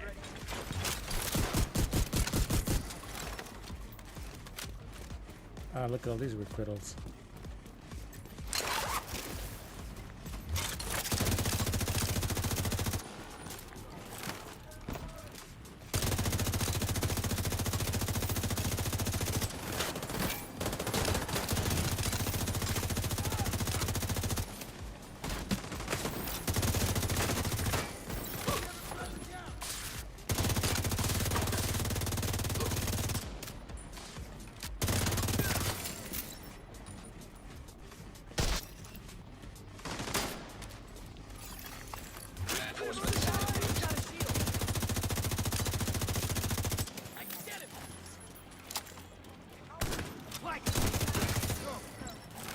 All right, we're good. All right, now we're at cap. Good chance. You're dead.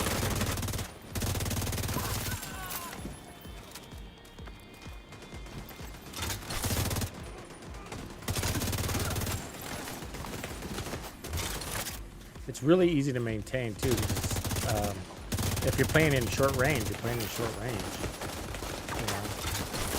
And to destack it, you'd have to be playing in the mid range for quite a while too.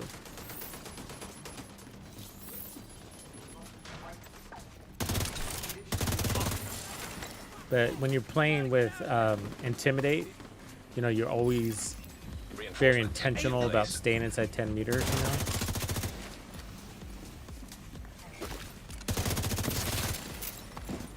So even though I'm locking in long range targets into short range targets, I still get up in there, right?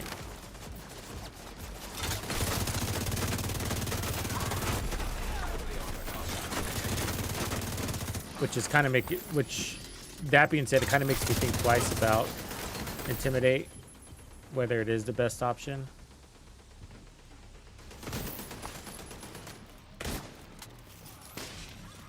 Because if we were running something else, like let's say Spotter, Gotta get this in. then we wouldn't have to be so I'm going to destroy it. in their face, you know, because once I lock it in their short range, I can shoot them at long range and still get the short range bonuses. So save me time from having to run up and flip their faces.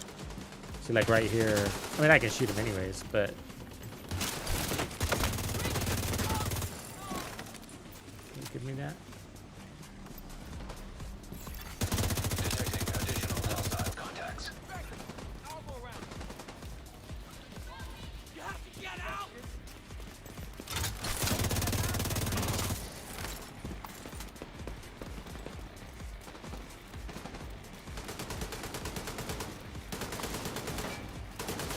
Except that because we're running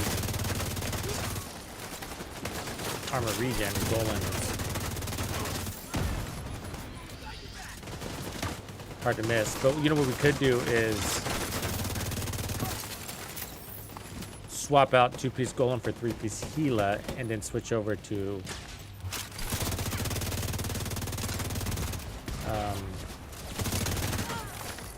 spotter.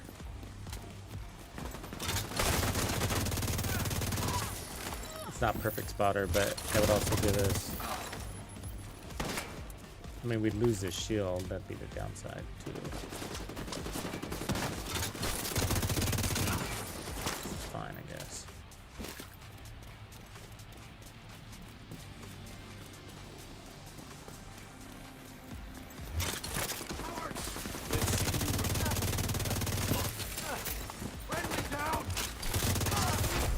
Heavily armored. Hostile detected.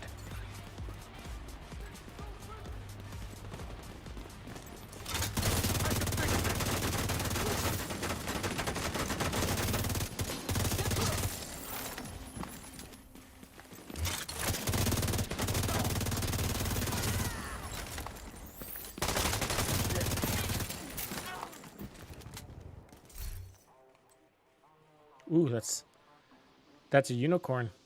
Palisades. Vigilance double crits. Beautiful. Beautiful.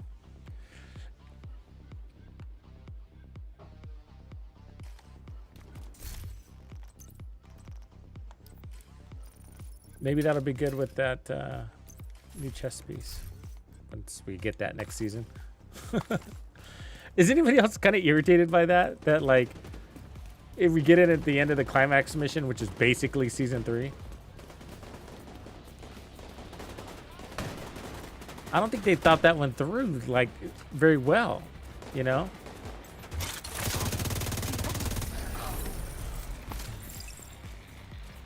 They wanted us to have something to look forward to, but it's at the very end, you know? Like, Supply room fuck. access unlocked. Oh, that reminds me. We should look at the apparel, the apparel thing, huh? So they gave us a new outfit, right? Which one is it? Is it the Ash? Or the Ace? Or the Sledge? Which one do we like? Let me take off my mask. Ooh, I like the Sledge mask. The Ace is kind of weird. I get it, but it comes out looking weird, doesn't it? Yeah, I got that triple red obliterate chest. I did get that one early on.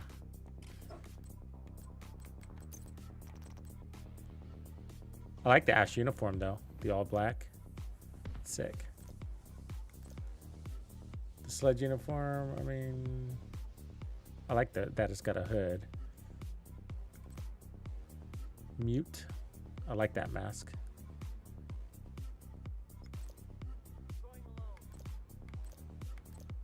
I don't have very many tech cells, so I would need to crack some open. Let's see, 500. That was just premium. That was just premium. So is that one? Okay. This one is just premium credits. Oh wait. Yeah. So it's just this one. And yeah, it's just one of them, huh? Kind of sucks.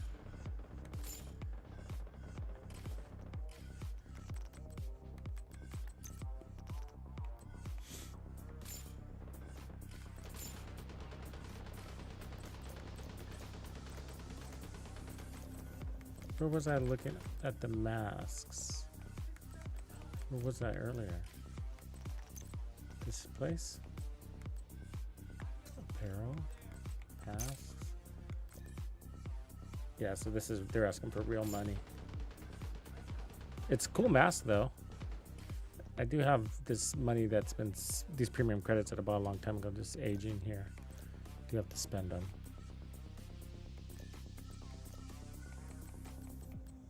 Everything's so fucking expensive. They're kind of crazy with video game prices nowadays. Like, what are people thinking? Take it easy.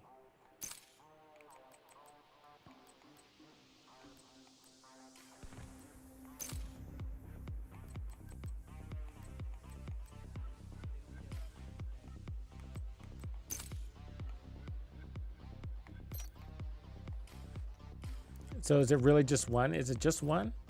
Am I getting that right?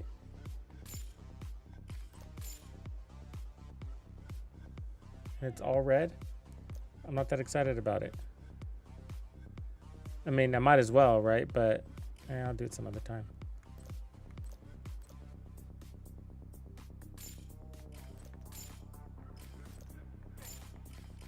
Your eyes open. The backpack and gloves too. All right, let me check that out.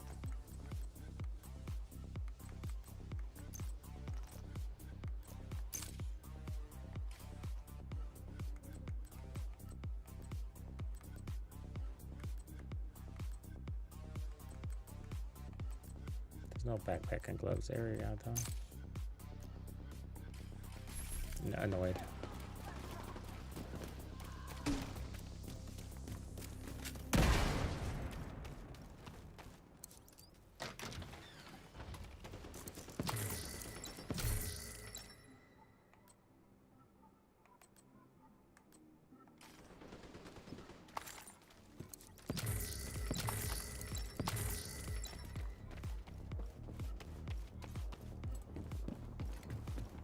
All right, let's take a look at what we got here. So we were talking about switching out Golan for 3-piece Gila. And then I would lose the shield if I did that, because we would need the laser pointer.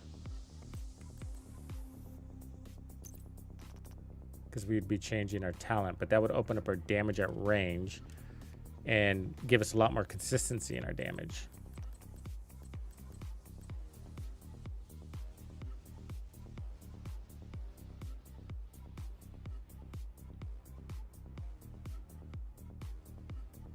I could also just run 1-piece Uzina.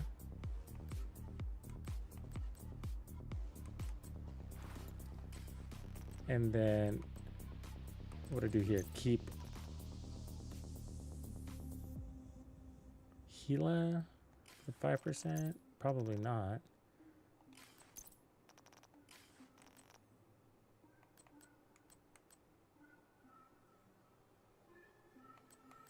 Would have to put Golan up there instead, which sucks, but that would give us 5% more. We'd be exchanging protection from elites for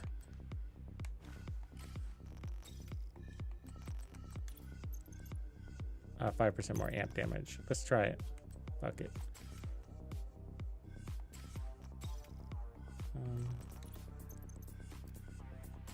Damn it, come on. Here we go.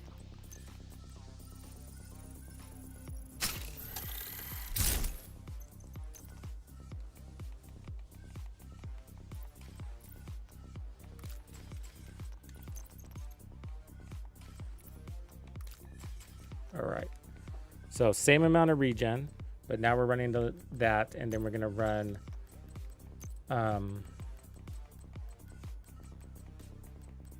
flatline, and then we're gonna drop our shield, or at least change it.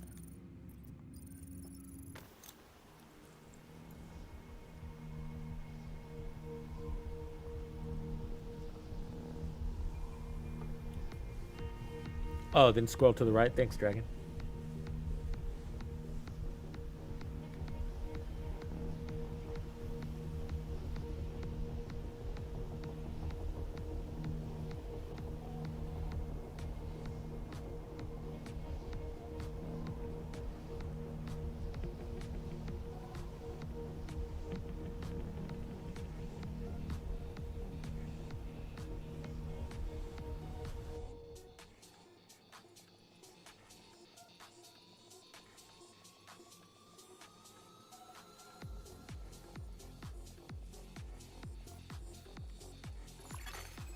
Hostile control point nearby. Local power grid compromised.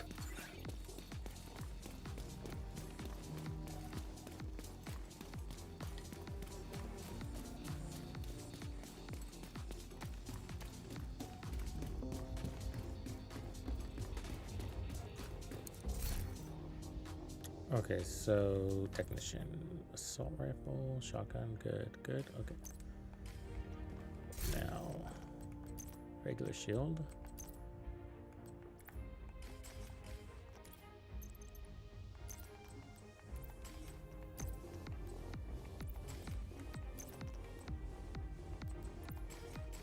And then we'll run the artificer. That'll heal our shield. And then laser pointer.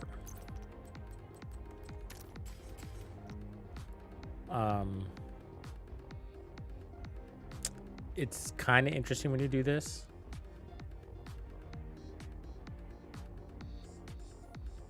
Because, I mean, it's kind of a conflict in a funny way. Because, like, Agent requesting the backup. train of thought is, well, if you do this, then why not just run Heartbreaker and pick up a shit ton of bonus armor?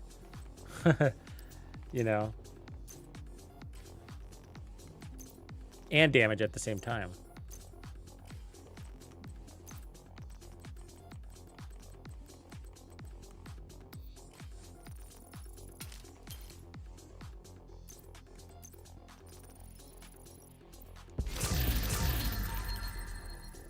Since you're running flatline and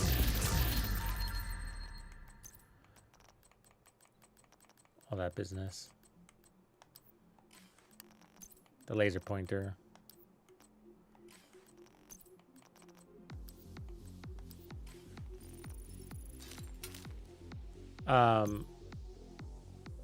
Obviously the regen, it doesn't come with that, but if you get so much bonus armor on your build, sometimes what happens as well, I don't need the regen because I got a bunch of so much bonus armor, it's just constantly shielding me, which sometimes is the case and sometimes it isn't. Like, I have to have at least the fixer drone.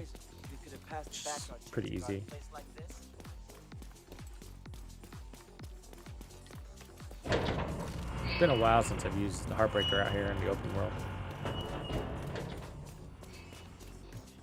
Okay, so what this should do is level out our consistency.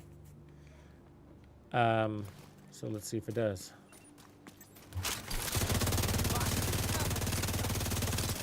Target injured.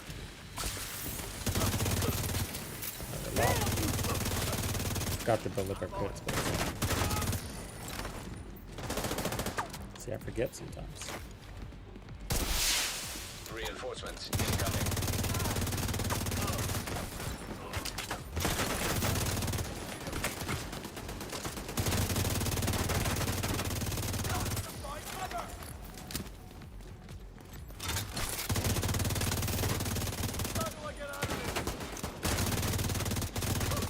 So we were hitting about 1.3 before, so let's see if we get that high. And then I gotta remember to build up my crits. Once you build them up, you don't have to worry about them again. So it really is worth just taking that minute and stacking on a couple of enemies. Don't know how much.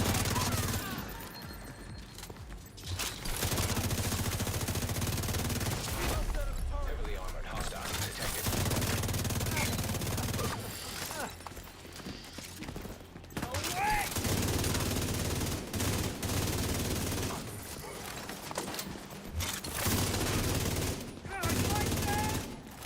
Okay, we'll do it on the boss. We'll use the boss's stat.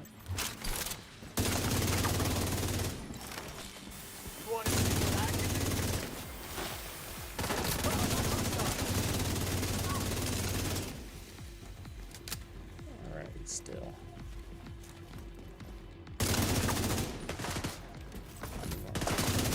They're moving on our flank. Change power here.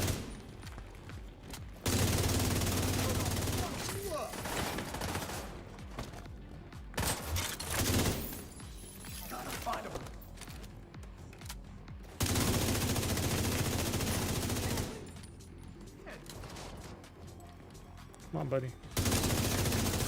All right, good enough.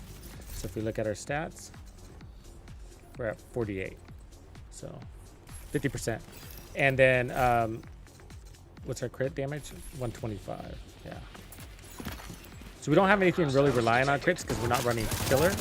So it's okay to have a little bit of barrier there. I mean, not be at 60. You know, I'm content with 50. You like that, God, agent? this would put. I mean, this Stellite coding. She's like the worst one to get it too.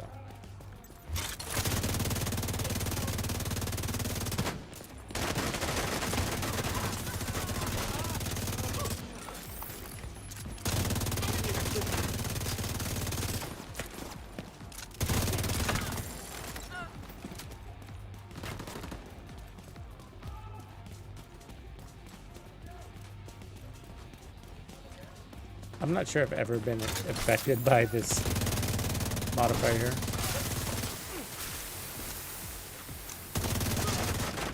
So there's a million. He's hit.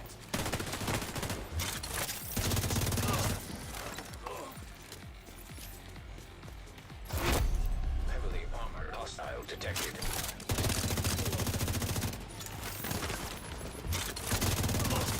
Taking too much fire here.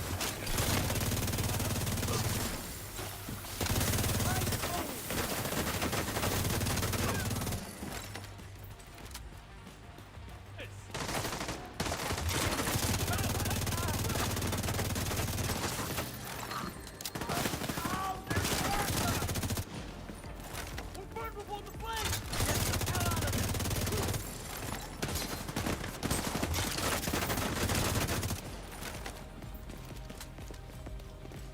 His armor is gone.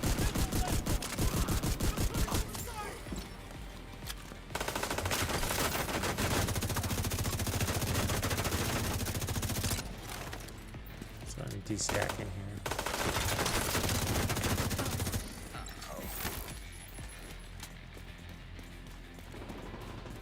Tank! Tankster!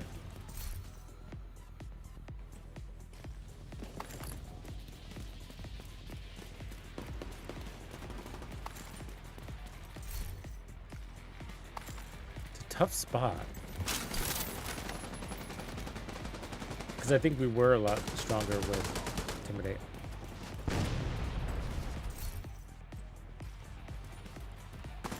Could have been the killer too that was doing it.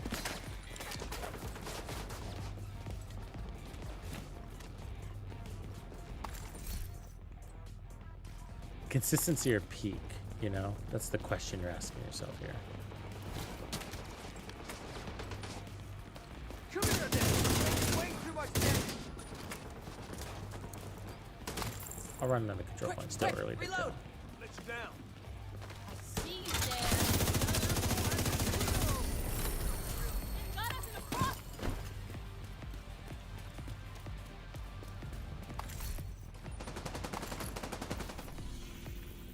Wheezy!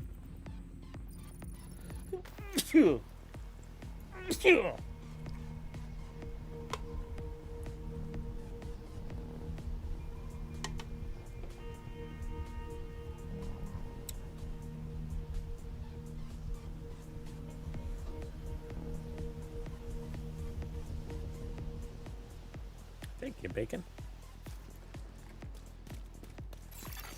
Supply room access unlocked.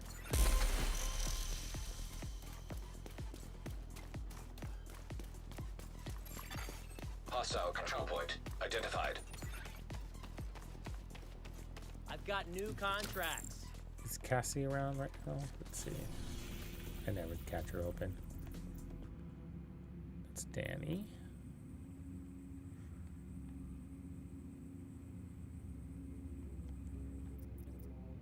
She's closed. It's always my luck. Whenever I think about it, she's closed.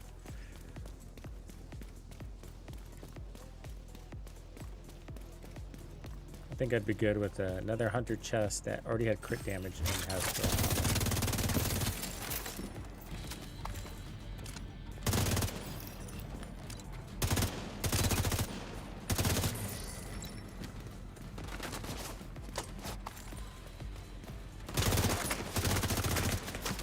It's nice when they put out turrets because that helps give you a nice steady target to put stacks on Reinforcements en route.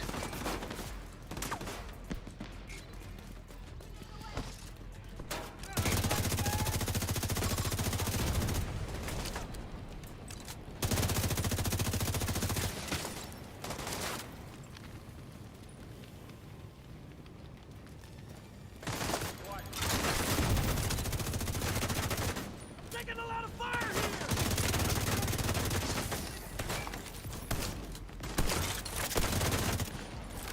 Grenade out! Friendly is KIA.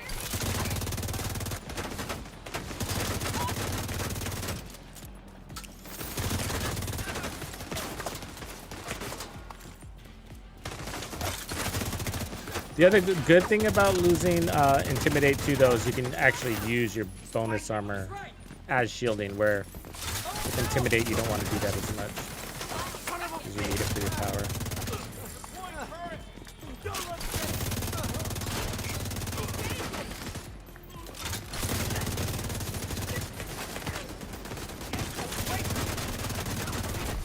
Heavily armored hostiles detected.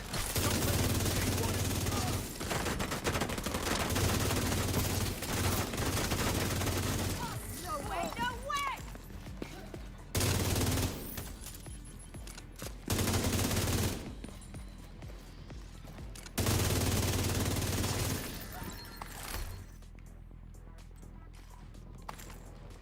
Poor Banshee.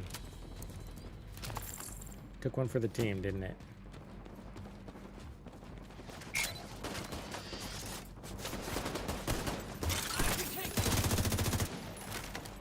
So we could go shieldless. Then we lose the perks of running technician.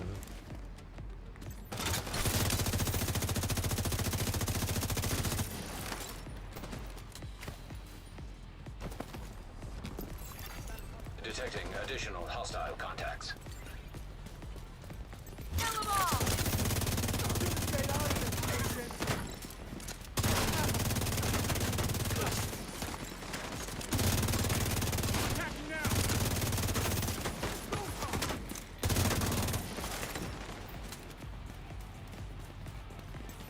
Civilians in danger.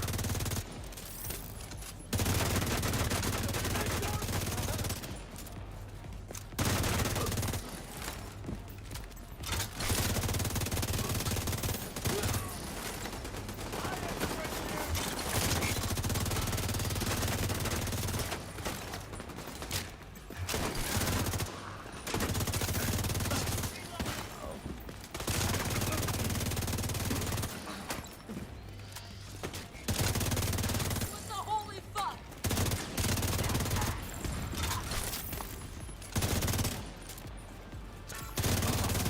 Hostiles detected.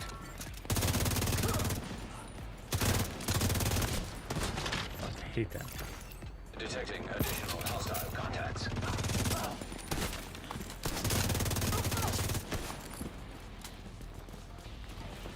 How did we lose all of our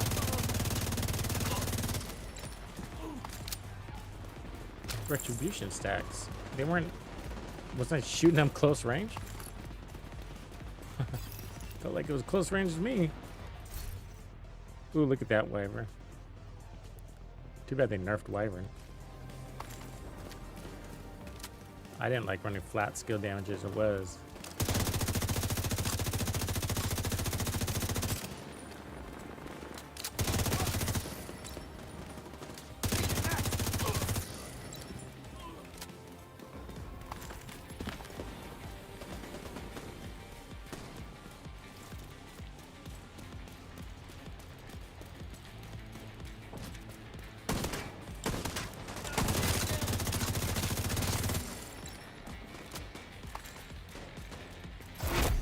Heavily armored hostile How detected. they're not. Doesn't- Stay back!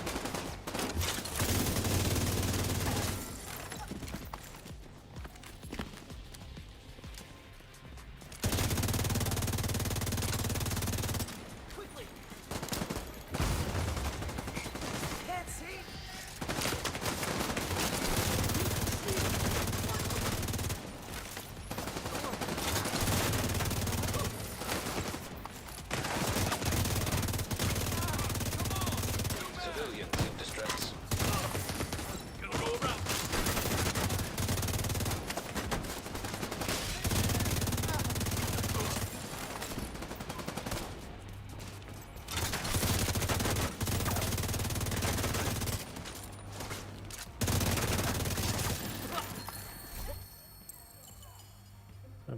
Pull a mask.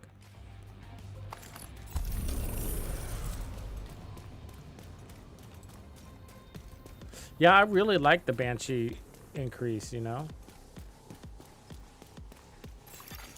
Supply room access unlocked. Thanks again. It's a good question though. Is it good enough? You know, it's a funny question right now. It had me thinking lately, that question.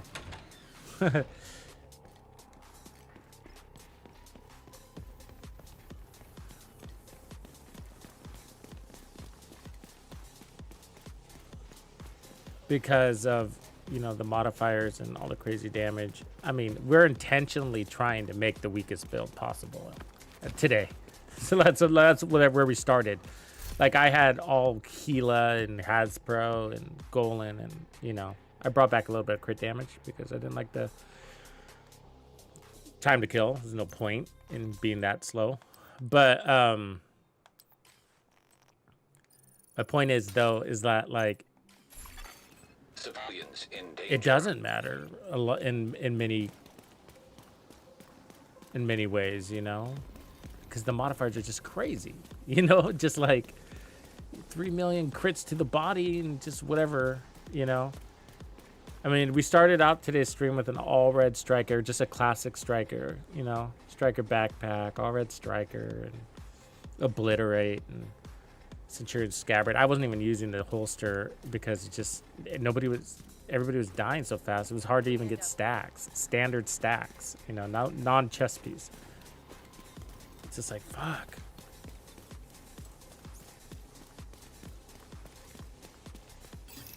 It works, no doubt, but it's just like, man, there's just so much room to do whatever the fuck you want now. You know what I mean? If you like your Banshee better than whatever other SMG, then go for it, you know? Because when you're hitting at X million, 40 million, 60 million DPS, you know, like, who cares? You know, between the difference between, you know, 59.5 million DPS and 60 million DPS. It doesn't really matter, does it?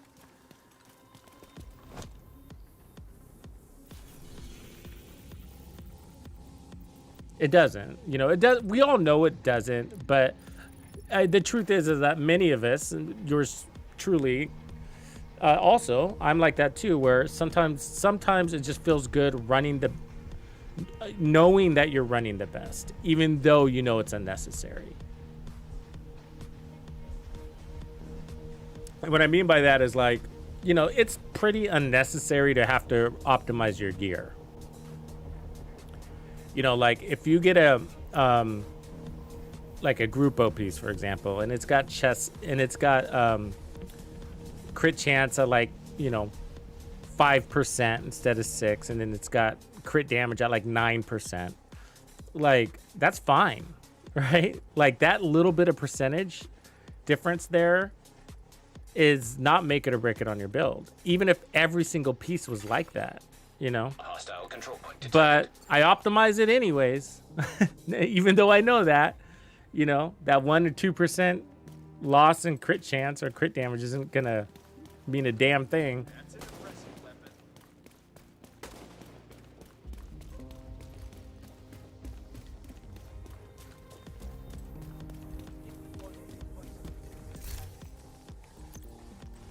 So yeah, I'm guilty of that myself, you know.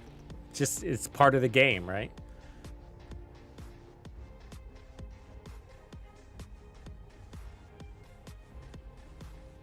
Yeah, I mean, even before the buffs, the SRS sniper was my favorite sniper, you know, even before they buffed it to be, you know, top, what was it, like top 3, top 4 for a minute, right? The SRS. Which is the shorty sniper. Like, it was my favorite sniper, and I knew it wasn't the strongest, but it's also like, does it get the job done? Yeah. It one-shots elites. What do I need? Right? What do I need? And it's like that with the SMGs also, and whatever, right? It's just like, well, I mean, I'm clearing control points in 3 minutes with this not meta SMG, you know, I think that's okay, you know?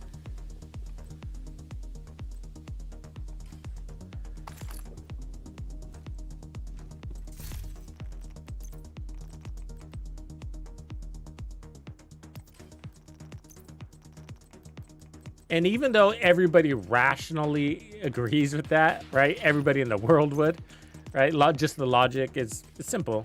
It's not complicated. We still do the crazy thing anyways, right?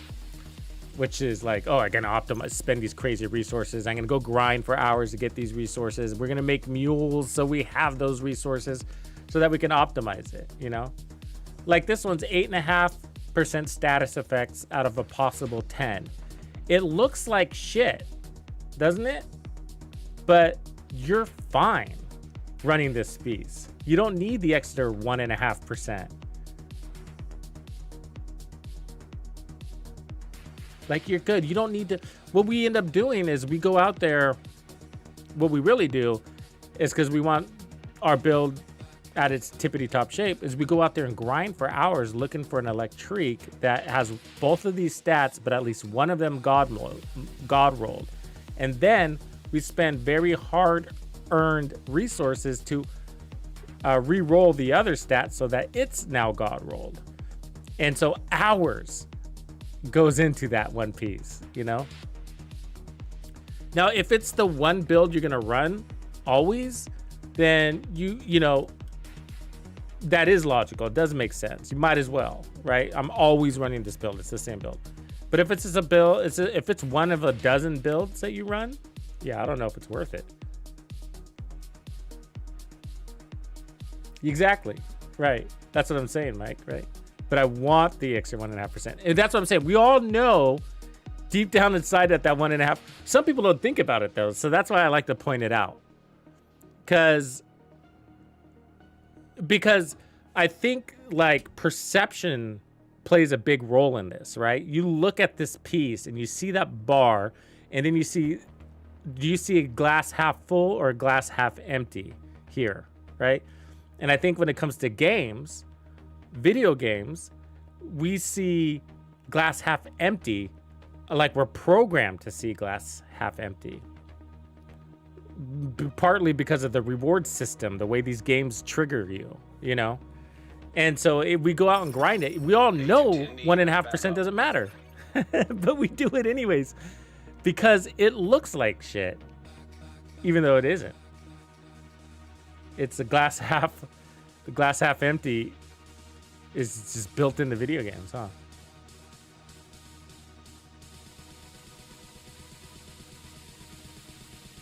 I don't know if it is. I don't know if the 1.5% is, you know? Like, what, I think that, I mean, it's, the hard part is like, it's really hard to actually test that because there's so many different variables in the game. Even if you play the same mission over and over again, you know,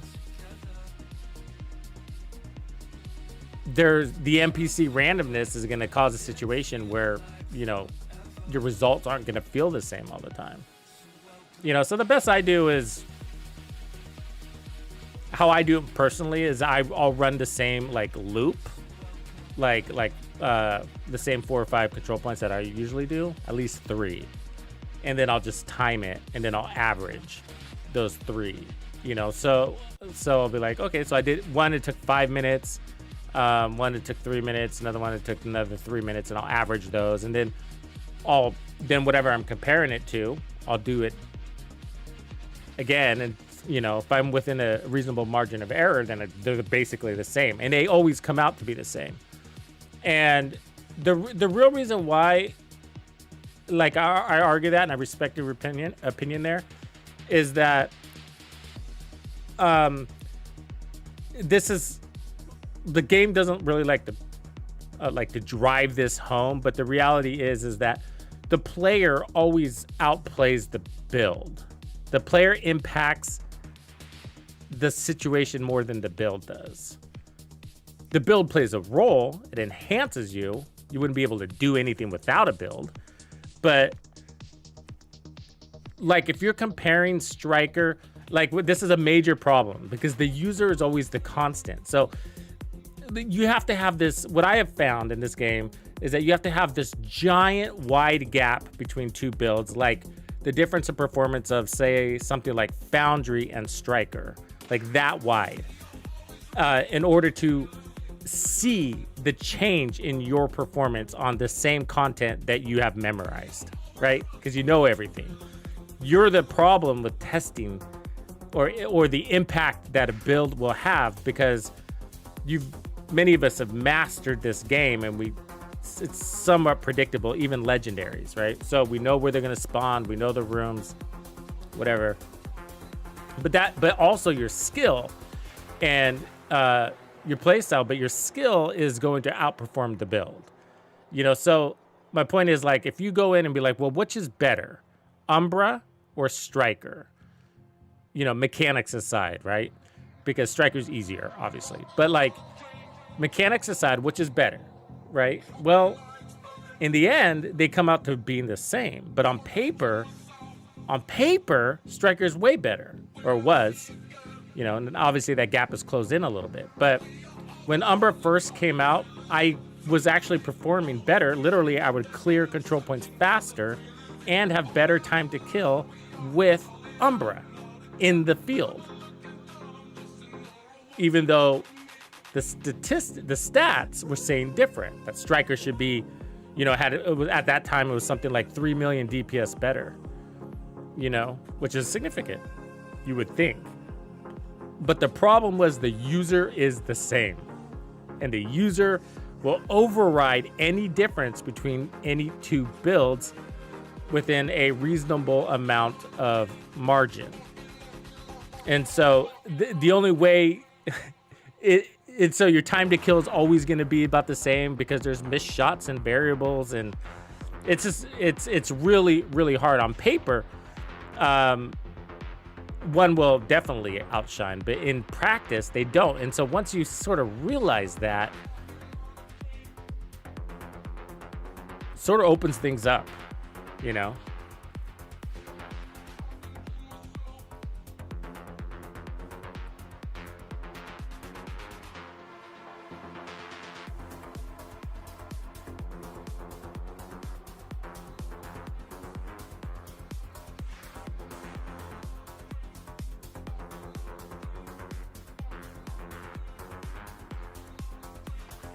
Yeah, it's really weird. And so, you know, for me nowadays, obviously, you know, I just kind of have a gist of what I like to see out of my numbers. But mostly it's that time to kill feel that I go by now.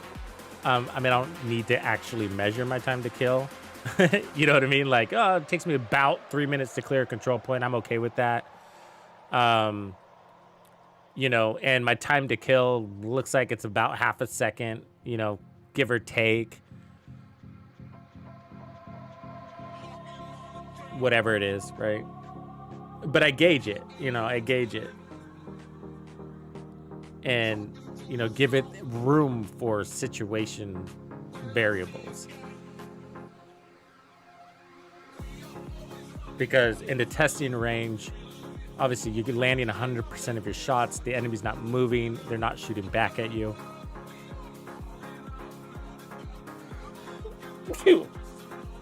And that's a big part of it. Excuse me. A big part of performance is that is suppression, you know? So if your build puts out a lot of damage, like the old Pestilence builds were like that, is a good example of that, right? So people would go out there with glass cannon and all red builds. I was one of them. You know, glass cannon with Pestilence. And the problem is that the weapon had a really bad reload and a slow RPM, bad accuracy, and wouldn't do well at range. And so, and it doesn't blind fire very well. And so what ends up happening is that you put on this build and you get these crazy ticks of like 1.8 million, but you yourself get suppressed because you can't take any damage. So your DPS looks great, your ticks look great in the testing range, but in reality, it's just like you're suppressed more than you should be because you can't take any damage. And it takes you a very long time to empty your mag. And then the slow reload means you're getting flanked and they're launching grenades and drones at you, you know? So it's just, you know, the field is so much more of an indicator on how things perform.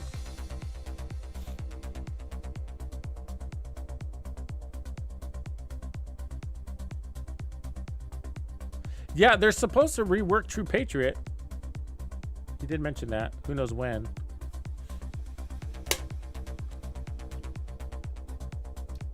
What do you guys think? It's going to be a long season, right? Let's look at that calendar, by the way.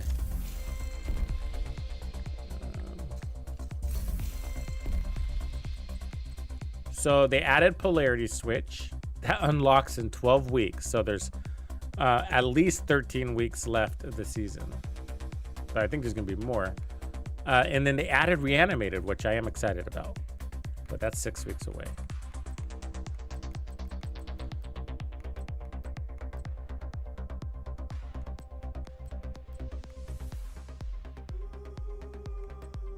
God, I mean, looking at something that says 12 weeks out is insane. Guys. That's 3 months away. Isn't that crazy to you? If you think about that?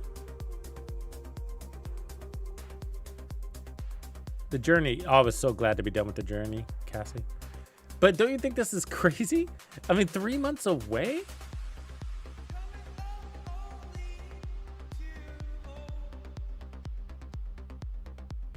Ugh.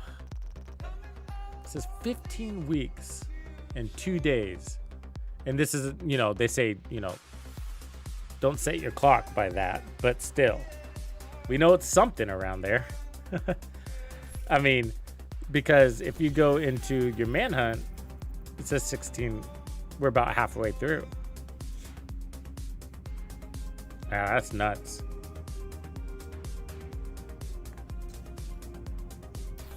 Okay, what do I want to do now with this thing?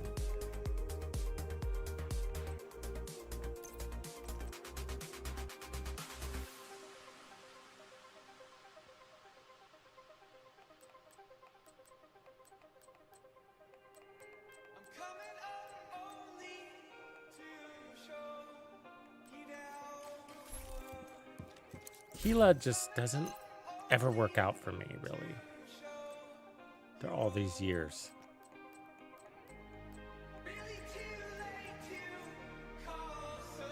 I mean, it's the mask or nothing for me. Never works.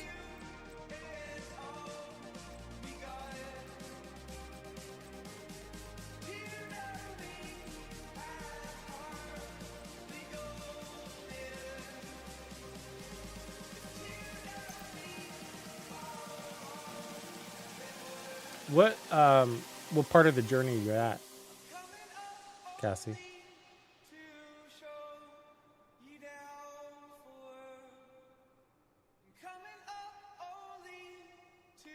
You're in 7 yet? It does get worse. 7 is the worst one. I'm not muted. I shouldn't be. Hello? Is it me you're looking for?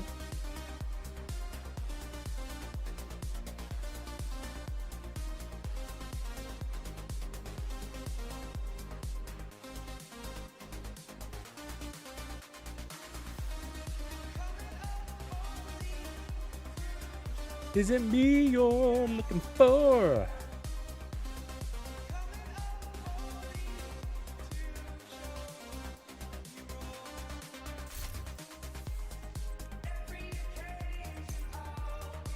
I'm just trying to think about what I want to work on next. Chameleon was a lot of fun. Some of these weapons just really came up, man. Chameleon's been really fun. The struggle was all right. The chatterbox was great. The backfire felt great. We haven't really done the Iron Lung. Do we want to? The Dread Edict didn't feel good. The Born Great felt great, except now that we have the Lexington, sort of like why. Emmeline's Guard was pretty cool. What did we end up running that with? Because that was insane.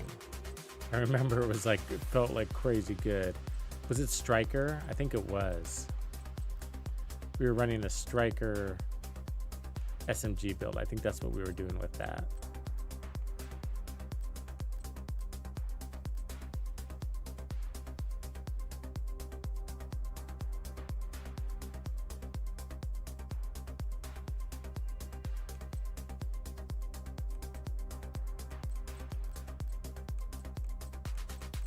Yeah, we need to bring some attention to it, I think. It's a good weapon.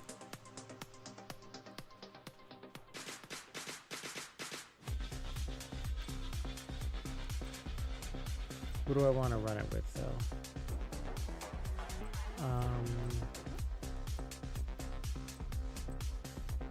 I mean, not Hunter's Fury, unless we want to go, like, ridiculous armor on kill, but nah. We could do like a Ninja Striker. That could be interesting. And go no bonus armor. Just one of those weird builds. Let's see. How do you do that? It's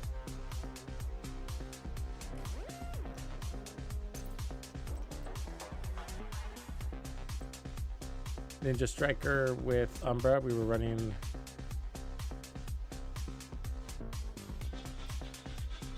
like an Umbra chest piece.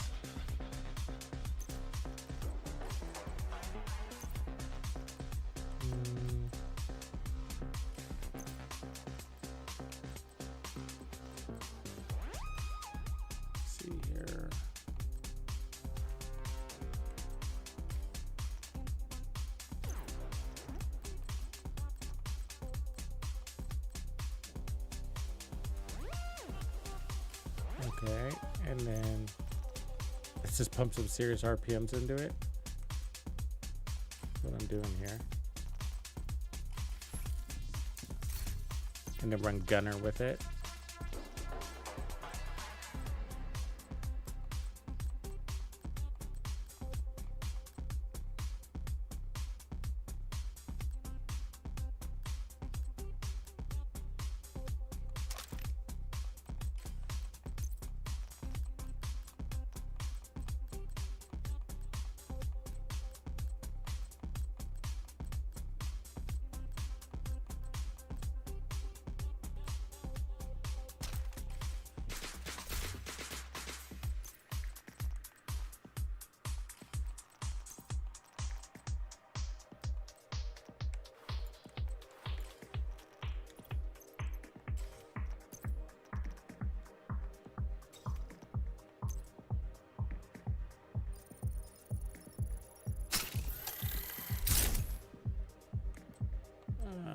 A lot of red could break our shield, but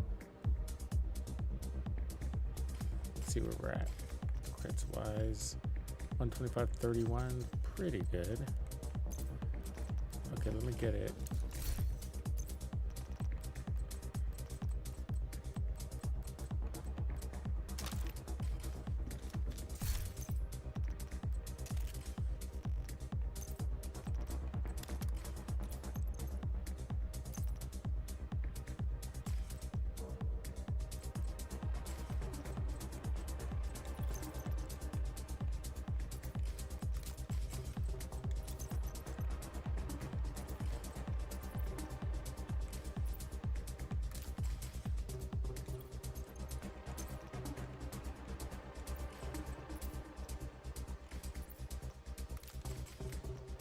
All right, stats 46, 161. That's good.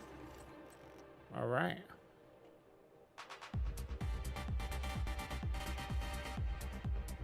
That's gonna be crazy because this is gonna give us another 120% crit damage. So that crit is gonna get high.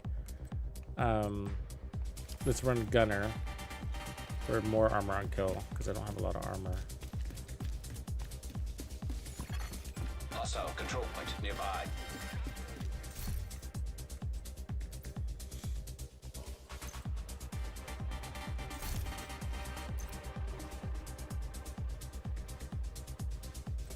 And then I'll run DK. And then for this bad boy, crit chance there. And I'm gonna use this as a stacking stick to get my crit chance to 60. Yeah. So I'm kind of okay. It doesn't have damage down on it.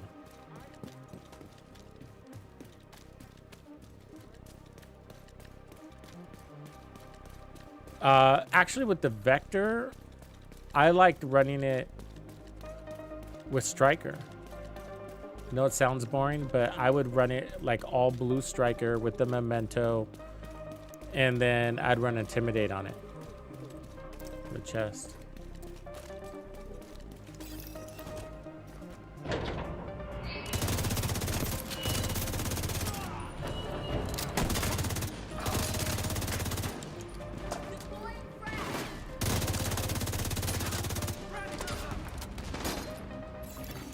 Incoming hostiles detected.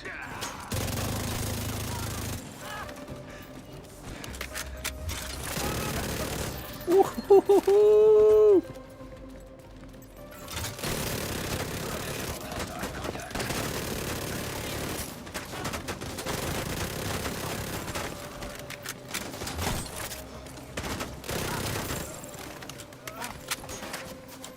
That's insane, bro.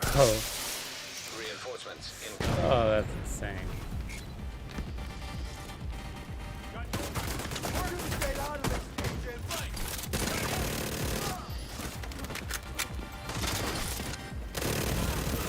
Vital signs critical. Detect.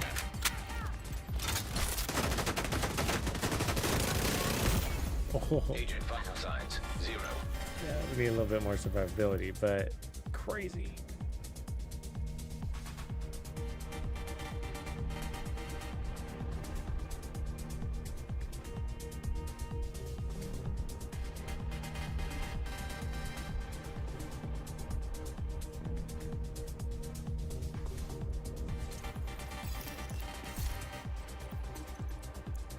Almost 1400 RPMs on paper.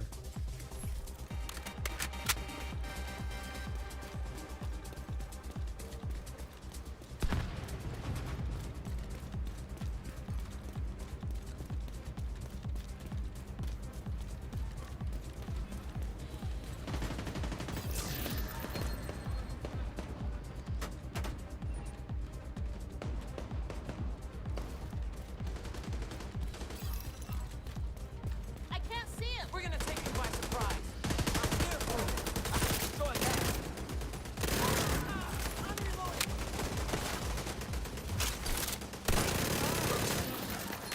Got a casualty. Whatever, right?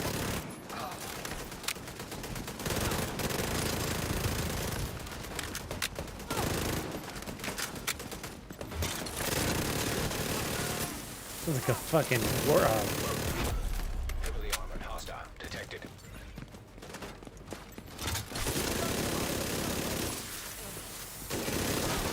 It's really stable too. Shoots straight. Striker's helping us. And then we got the reload buff too. It's actually a pretty good build.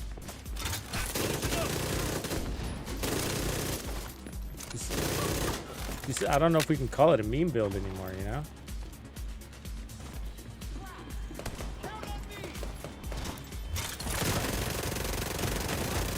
Oh, I need this stack.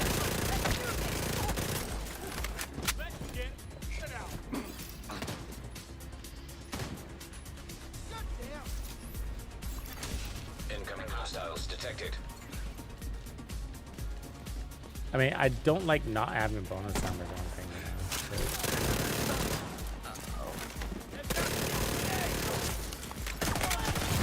Medical assistance needed. Ah, bad time to be reloading. Out of function. See, we're dying more now than we were before. Bonus armor and SMGs, you know? Just really need it. It's fun though.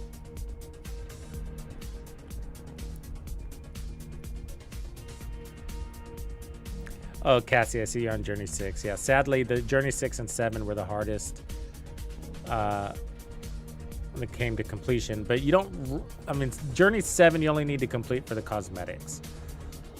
So it's really... Yeah, get through 6, and you have All Out, which is the best modifier, in my opinion. The best active modifier. Hostile control point identified. Yeah, so the problem is survivability. We have the armor on kill, but we just need the resistance for that close. I can put on protection from elites, or at least one more armor core. Let's see if that helps a little bit. I don't think it will,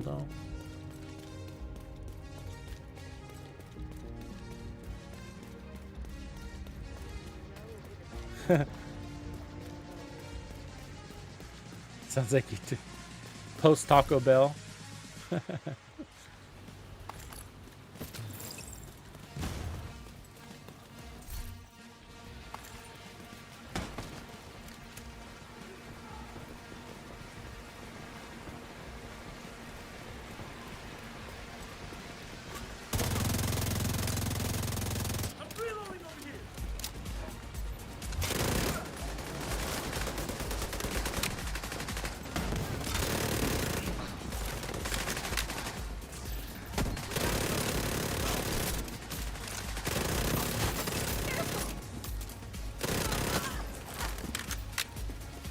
Maybe a Striker Umbra, a Striker Hunter's Fury combo would be good.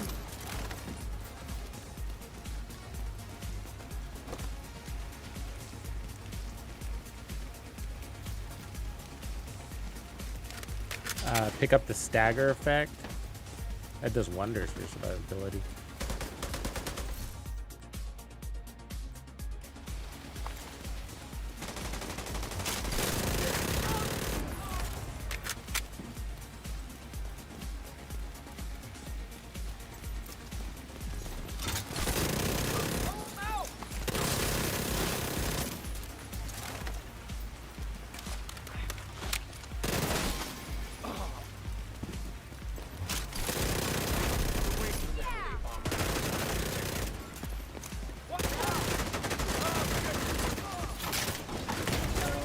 Serious trauma detected. That's close enough.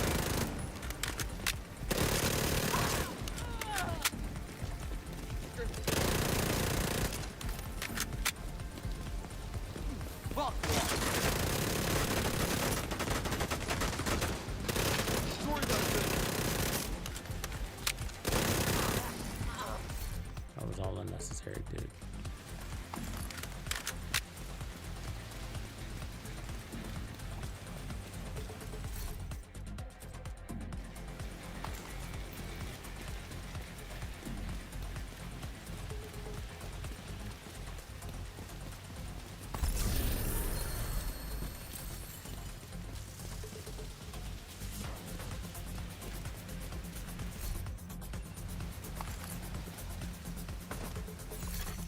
Supply room access So pretty unlocked. cool, but probably just not worth it. You saw me die more in the last 10 minutes than the whole day. Let's see, what would I want to do? I'm probably just ends up being Striker here. But the Scabbard full suit would also work. We could pair this up. Let me think here. We could pair this up with...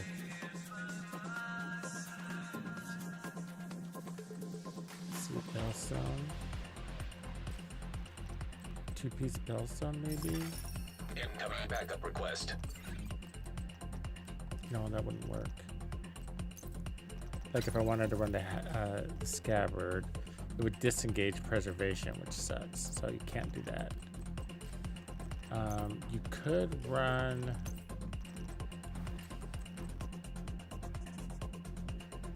the Catharsis, but you're moving too fast with SMGs.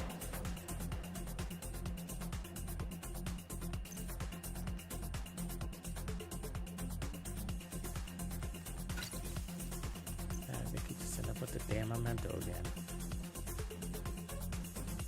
I mean, actually, this season we've been using Bloodsucker a lot because that holster. That holster forces you to lose the memento because it's such a good holster. But the talent is what's calling us back here.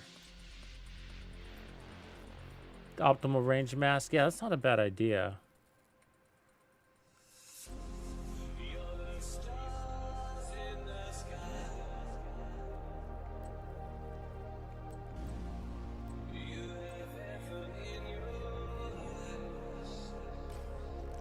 That would force us into the striker chest piece.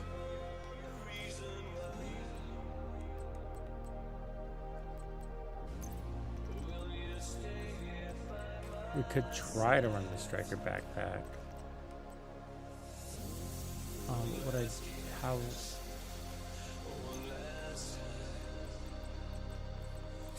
Does the?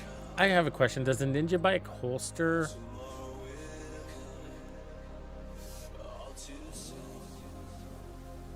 I mean, knee pad. The Ninja Bike knee pad all of a sudden become interesting.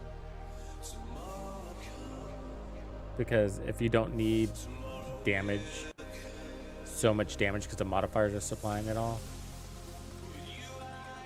That was part of a complaint about it, but the other part was the situational. It was so situational, wasn't it? The perks were just like not consistent enough.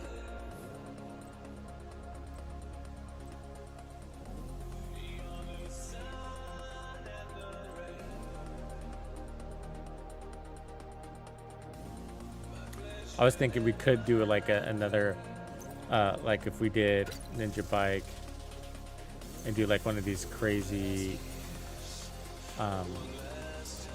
max armor on kill builds. Like system corruption, 15% armor on kill. Not 511s because we're running Ninja, but like maybe a Bellstone here. Or even a New Xena, right? Okay, Xena there. Let's see what my Bellstone is.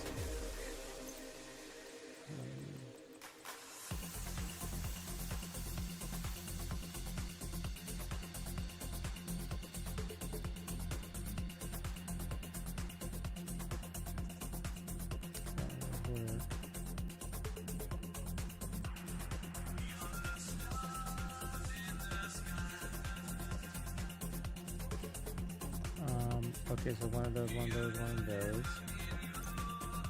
And then what? 2-piece.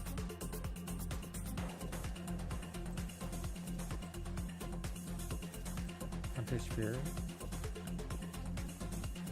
Start going down Hunter's Fury Road though, then you're like, I might as well run all of Hunter's Fury. I mean, these builds, these high armor on kill builds are just for the sake of doing it. You know? Because you would rather have bonus armor. Because, in my opinion, because the bonus armor goes above and beyond your 1.5 million. You go to 3 million and they keep refreshing that 3 million and you get to 5 million and you keep refreshing it. You know, you get a kill and you refresh it. And get a kill and refresh it. And it saves your butt more, right? Buys you more time to get that kill.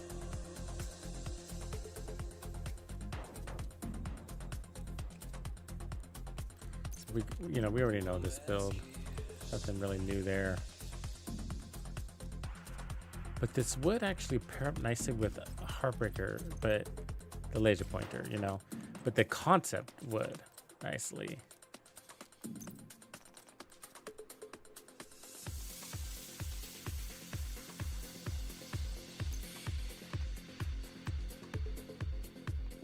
We do got to spend more time with Virtuoso. I like the way that really felt with the Pestilence. It felt great. But I can't remember if I liked it with anything else. I think I ran it with the Strega and it did okay too. And I think I did like it. The M1A maybe? I can't remember.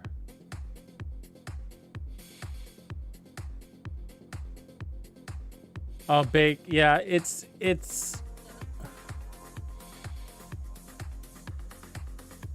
It's OBS. It's been acting like shit lately.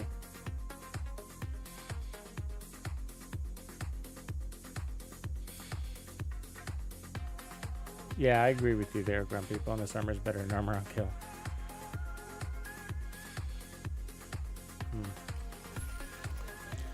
Yeah, I'm gonna have to. Unfortunately, I think this. It's not unfortunate, but I think this just comes down to just a really simple striker build, and it's a great alternate. You have two choices really with the Emmeline's guard, in my opinion, is that like you can either go like support your armor on kill on Hunter's Fury, or add armor on kill that to striker and take advantage of that damage, which is what I prefer to do.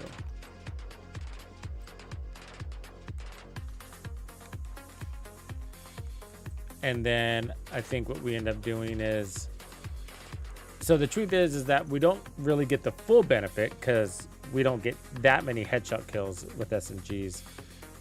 So we don't get the 30% as much as we do 15. But we could do this and then run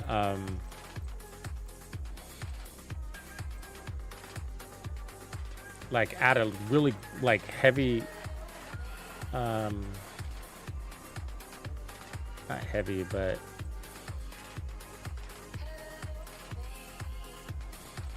so I'm thinking like something like that.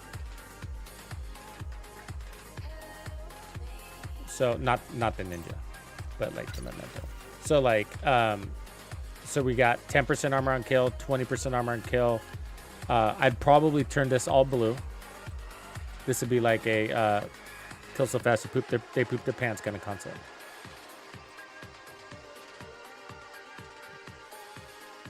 And then underneath it run preservation, unless we got a better idea for the chest piece. Or we could use lose gunner. We could lose gunner. We probably don't want to run any armor on kill, as a matter of fact, if we're gonna run the memento, because the memento plus preservation is plenty, I think. So what would we do? We didn't want armor on kill.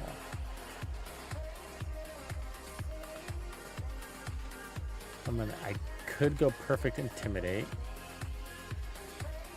That wouldn't be bad. That would make sense.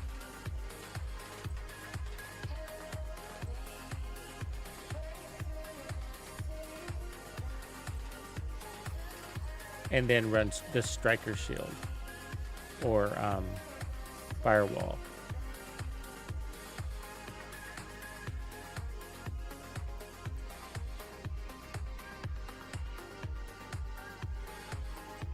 And then go crit damage everywhere and armor, and then I would load up on armor to the max because we're going to be hitting pretty heavy here.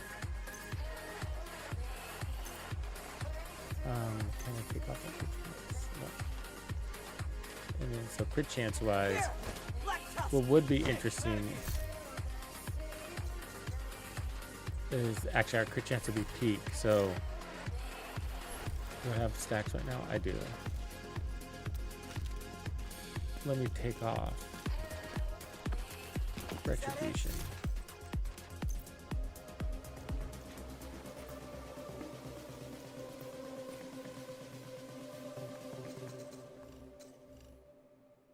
We're at 37 without it. And 137 crit damage. But now we got a bunch of amp damage.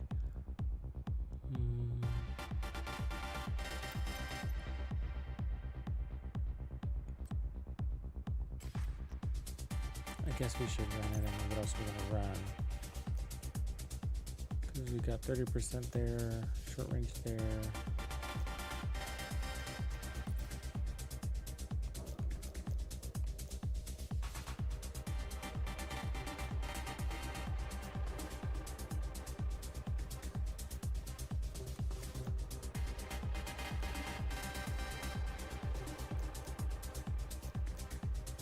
Maybe we could pick up movement speed. That would be neat. Turn it into the Lady Death. Has anybody used the Lady Death lately? With all of this madness? I mean, it got a little bit of a nerf because of the base weapon change, right?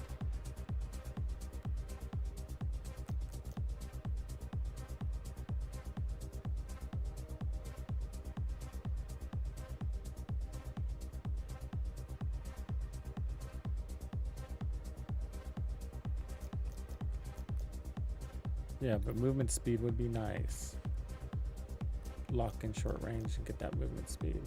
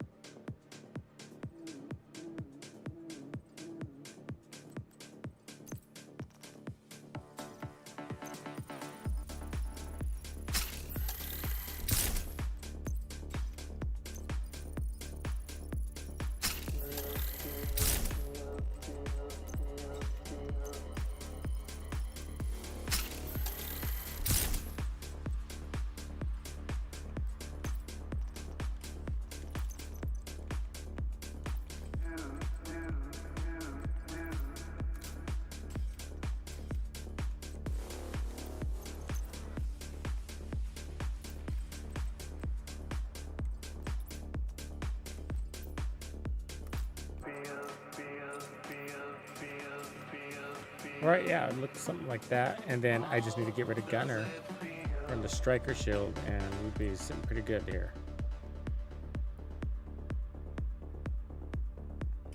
It's nothing too clever, but I think it just supports the Emmeline's Guard. Just does really well at taking over all the armor on kill for the build. But you still need the resistance, as you can see from the bonus armor, which is why the Umbra Striker concept with the Ninja Bike backpack isn't the best. Like, I'm not super, how do I say, stoked about running the Ninja Bike and running gun builds. Even if you have a really fast time to kill, you just take too much damage from here or there, or being aggressive like that also puts you in riot foam range. And it's just bound to happen.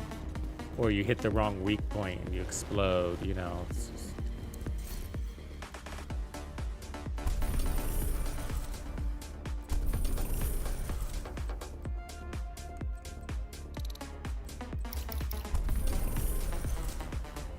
Back and forth, huh? Specializations, I hate it. Actually, it's annoying. I hate changing specializations. It annoys me. Gotta go in. Change a weapon, change these mods. I don't know why they don't save.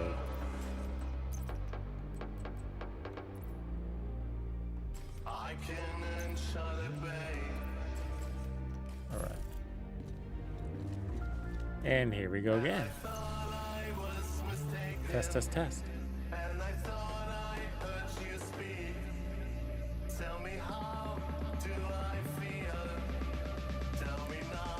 Yeah. I agree with you, Rising. It like worked 50% of the time. You felt like you were getting use out of it. Some content works better than others. Like, I think like in the Summit, it did really well.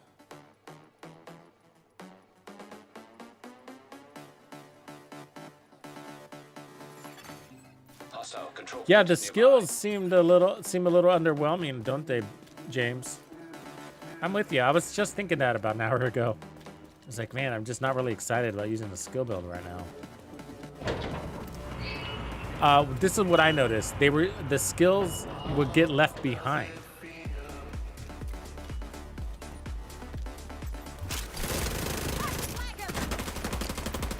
You know what I mean? Like your weapon damage is killing so fast that your skill would just like... Reinforcements en route.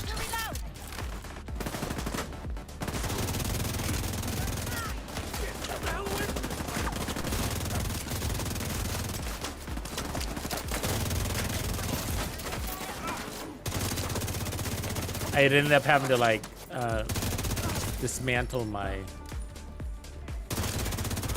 What's going on with my crits? What's going on with my crits here? Oh, I forgot to put on retribution back.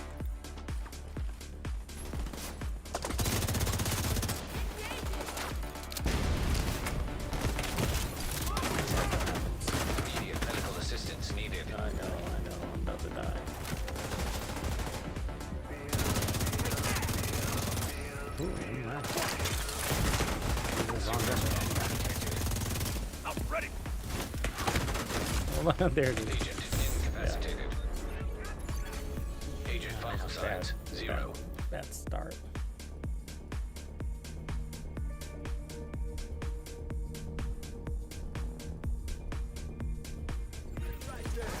What would we do for the hunters?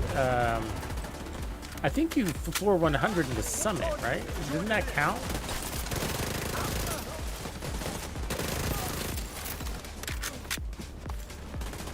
Here, I need to look at my stats if I can. 41. Okay.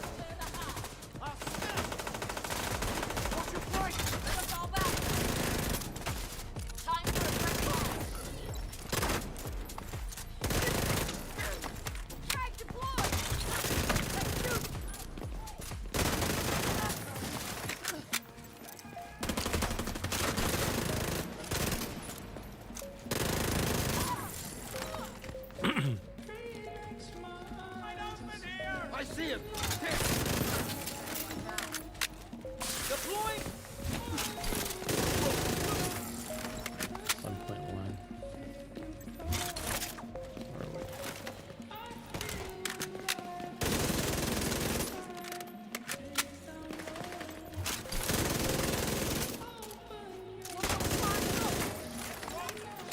A lot. I feel like I'm reloading a lot. 26 rounds. Heavily armored hostile detected.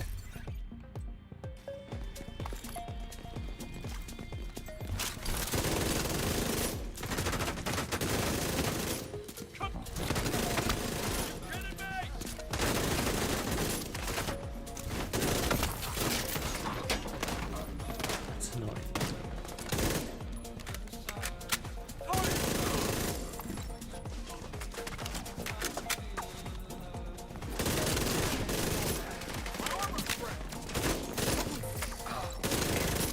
We just lost them.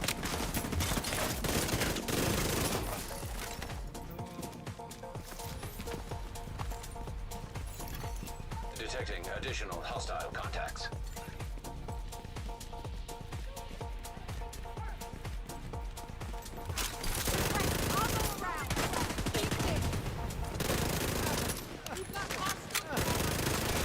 Get the fuck out of there.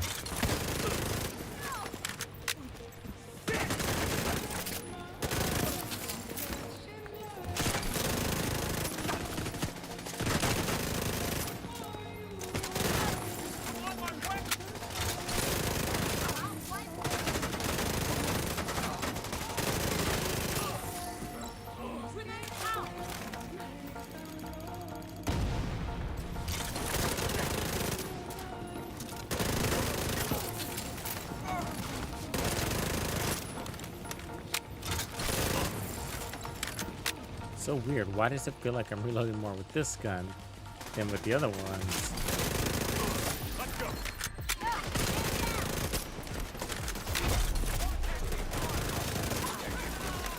Holy shit.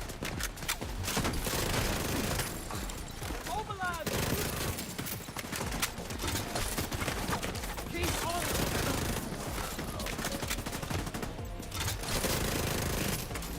You're That was good though. That detail.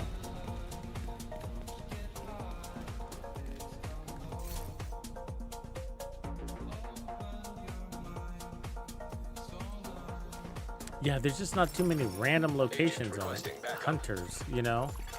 Room access. There, I mean, there's the spawn, Detected you know, hostile supply go to line. the Heavily armed. location, do these jumping jacks kind of thing. Sometimes it works, sometimes it doesn't. But they're very specific. Nothing I could repeat without having to look it up again. It's been a while. The easiest ones were the most inconsistent ones too, right? Like the one at that veteran memorial wall or whatever it is. That one just was really buggy. There's a circle one though. That was probably the easiest one to trigger. There's one right here. This hut, It has to be at nighttime, but you'll spawn at least 2 hunters here. But inside this building here, there's like a switch, like a power switch. And when you hit that power switch at night, the hunters will spawn. That's probably the easiest one. Hostile supply convoy nearby.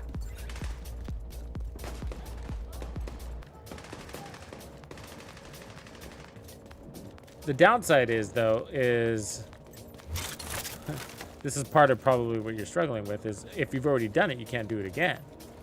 And I hate that. Creeping up on us.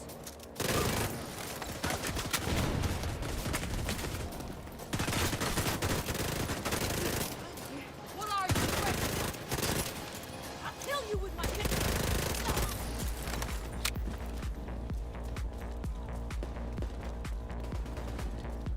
Yeah, it's really weird how this one, for some reason, is feeling like I'm reloading really Incoming well. hostiles detected.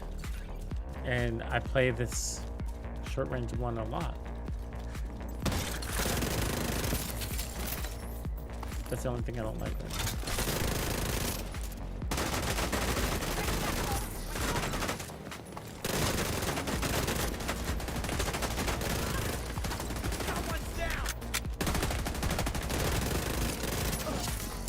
Detecting additional hostile contacts.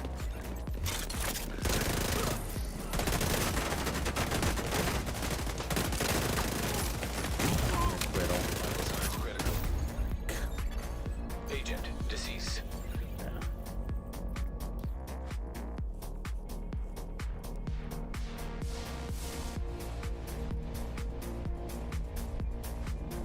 Oh, that's a big one, Billy.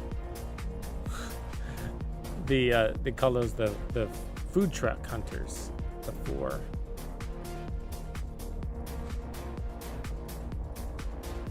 Yeah, it was tedious.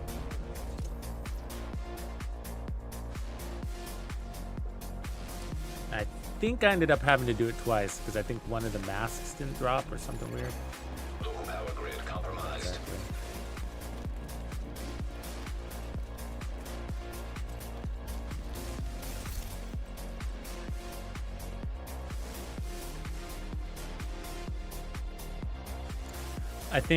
I think maybe what I'm feeling here is that I've been running the scabbard a lot, and I don't know. I just did the backfire build, and it's the same deal, right? And I was running around with the full 50. They must have fixed it, I guess. But yeah, I mean, you were supposed to have a small mag, and I never did. I thought it was because of the scabbard holster. I thought the scabbard holster was overriding it unintentionally. And then I was running the backfire one just the other day, and I didn't have a small mag.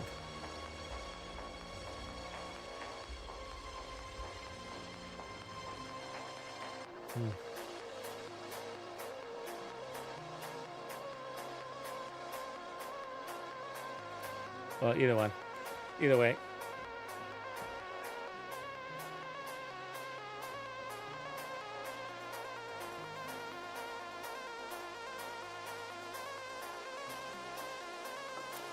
All right, folks, I'm going to call it a night. Appreciate you. Hang in there. But I think these are a lot better, man. From the testing earlier, I got to say they're a lot better.